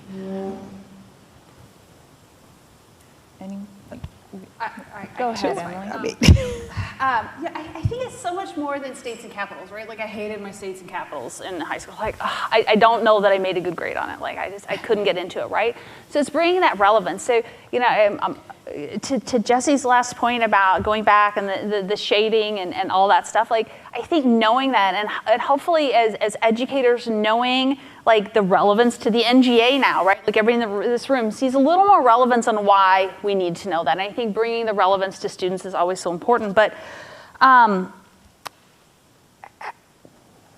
I think about geography and talking to students, and when I talk to high school students and even like younger students at my son's middle school, like I talked to them like, I had a talk to like a younger students and I'm like, how many of you like know geointelligence? They're like, oh, we don't know that. I'm like, how many of you play Fortnite? And I'm like, everybody. And I'm like, do you land at a different spot if you're in a duo than in a solo match? Or do you land somewhere different if you're in a squad? And they're like, yeah, because there's good loot here, but if I land by myself, I'm like, that's geointelligence. Like, that's how we use it, right? You're already doing it. You just don't know that you're doing it. So, like, if you're a gamer, you're thinking about it, or we were talking about story maps earlier, and somebody's like, there's got to be a story map on this. So there is. There's a story map on everything. But I was teaching, Jesse and I teach a lecture series to faculty here, and I was doing one on, I think on story, like different tools we could use, and like there's this beautiful story map on Dungeons and Dragons, and I lost like half my audience. Like, we're not paying attention to me because they were like lost in this Dungeons and Dragons map that the student made, and you could not get more nerdier than a Dungeons and Dragons story map. Like, I don't, like, if you tried, you could.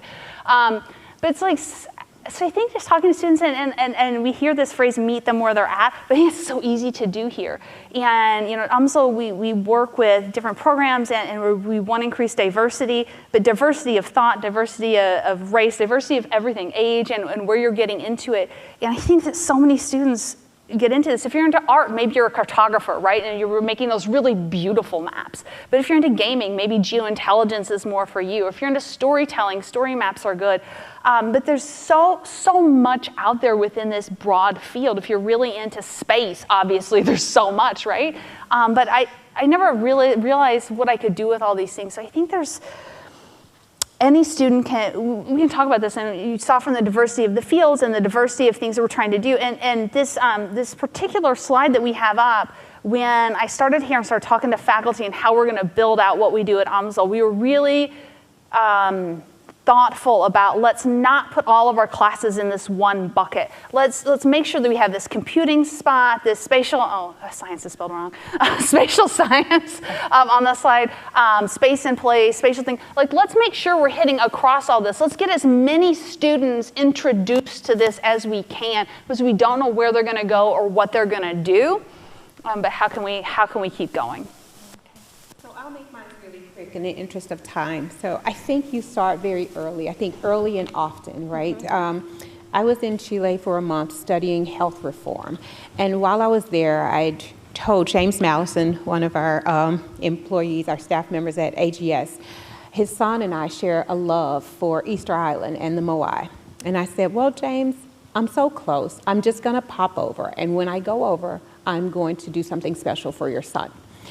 And in this tradition, I usually record the places I go for the people who can't go to those places, so they can have this experience of being there. So with James's son, Theodore, I made a series of videos with his name to him so that he can show to his class. He has a friend that's on Easter Island. I'm talking to him about the history of the Moai and how they got to the places they were, and showing him the lovely landscapes.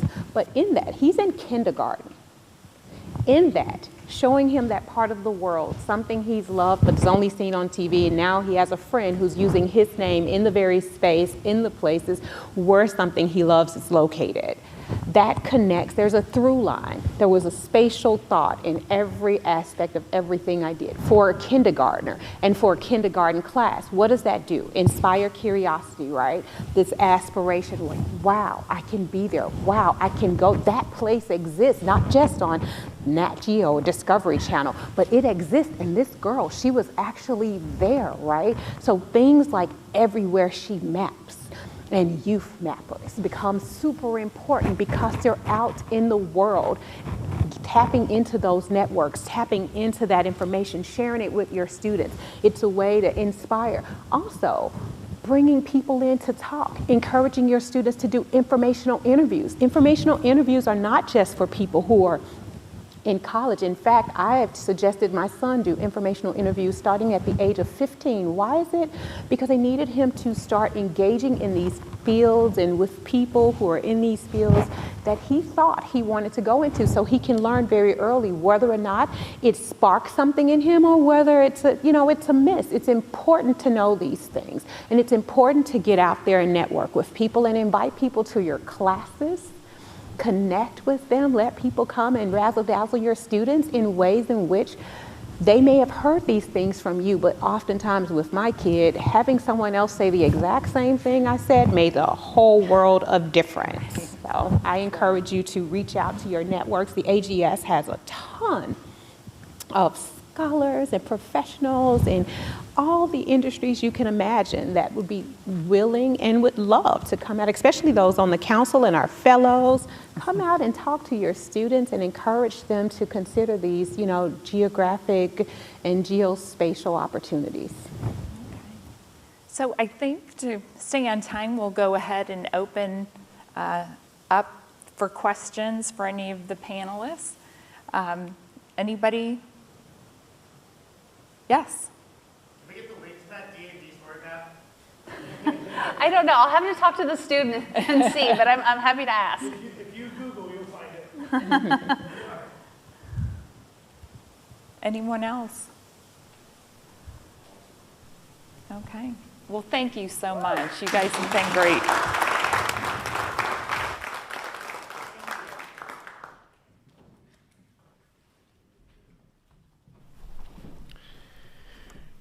To make some concluding comments, it's my pleasure to welcome back Chancellor Soblik and Dr. Ann Taylor, the Dean of the College of Education at UMSL. Immediately after their remarks, we hope you will join us for lunch. We'll be served in the rear of the room.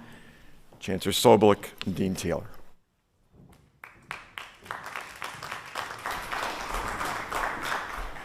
All right. Well, thank you, everybody. We so appreciate you taking time out of your relaxation schedule to come here and really engage in something that's absolutely crucial for our region and for our future as a nation.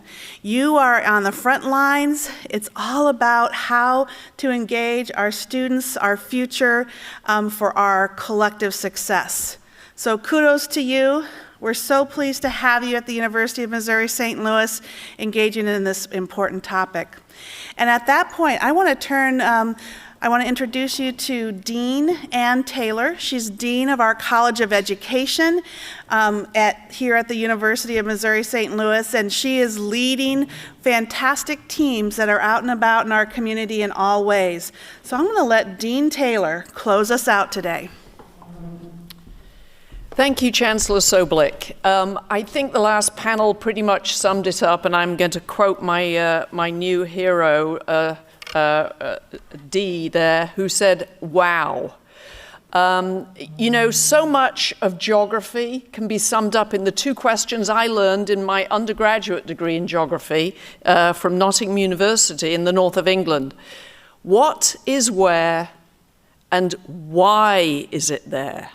Because it's the maps that help us answer that question. And it's our critical thinking, it's our curiosity that helps us reveal the inequities that hide in plain sight without those maps. We've heard about that today. It's the future of how we learn to think about humanity and our environment. It's the relationships between those things that are only revealed in the maps and our ability to know who made the map and whether or not we're looking at a good one. So I want to say thank you. Maps have been around for hundreds of years. But of course, what we're hearing about now is how the world is transformed by the accessibility and the speed and the power with which we can now produce maps if we have access to the data, and above all, if the teachers, the educators, are given the time and the ability to create the pathways for our next generation. So if there's an ask as you're heading out, it's anybody who isn't a K-12 teacher or if you are as well, let's talk up the enormous critical value of teachers and educators. And let's understand the complex work that they need to do in order to shift what they're currently doing, learn about the tools, and really ensure that the next generation, certainly in this part of our region, but across the country and the globe, that they have access to the knowledge and the tools to make this a better world. So I will say thank you to everybody. Thank you for the AGS for being here, for all our friends at Esri and the NGA, above all, the teachers who've made this possible. Thank you, everybody. Enjoy lunch.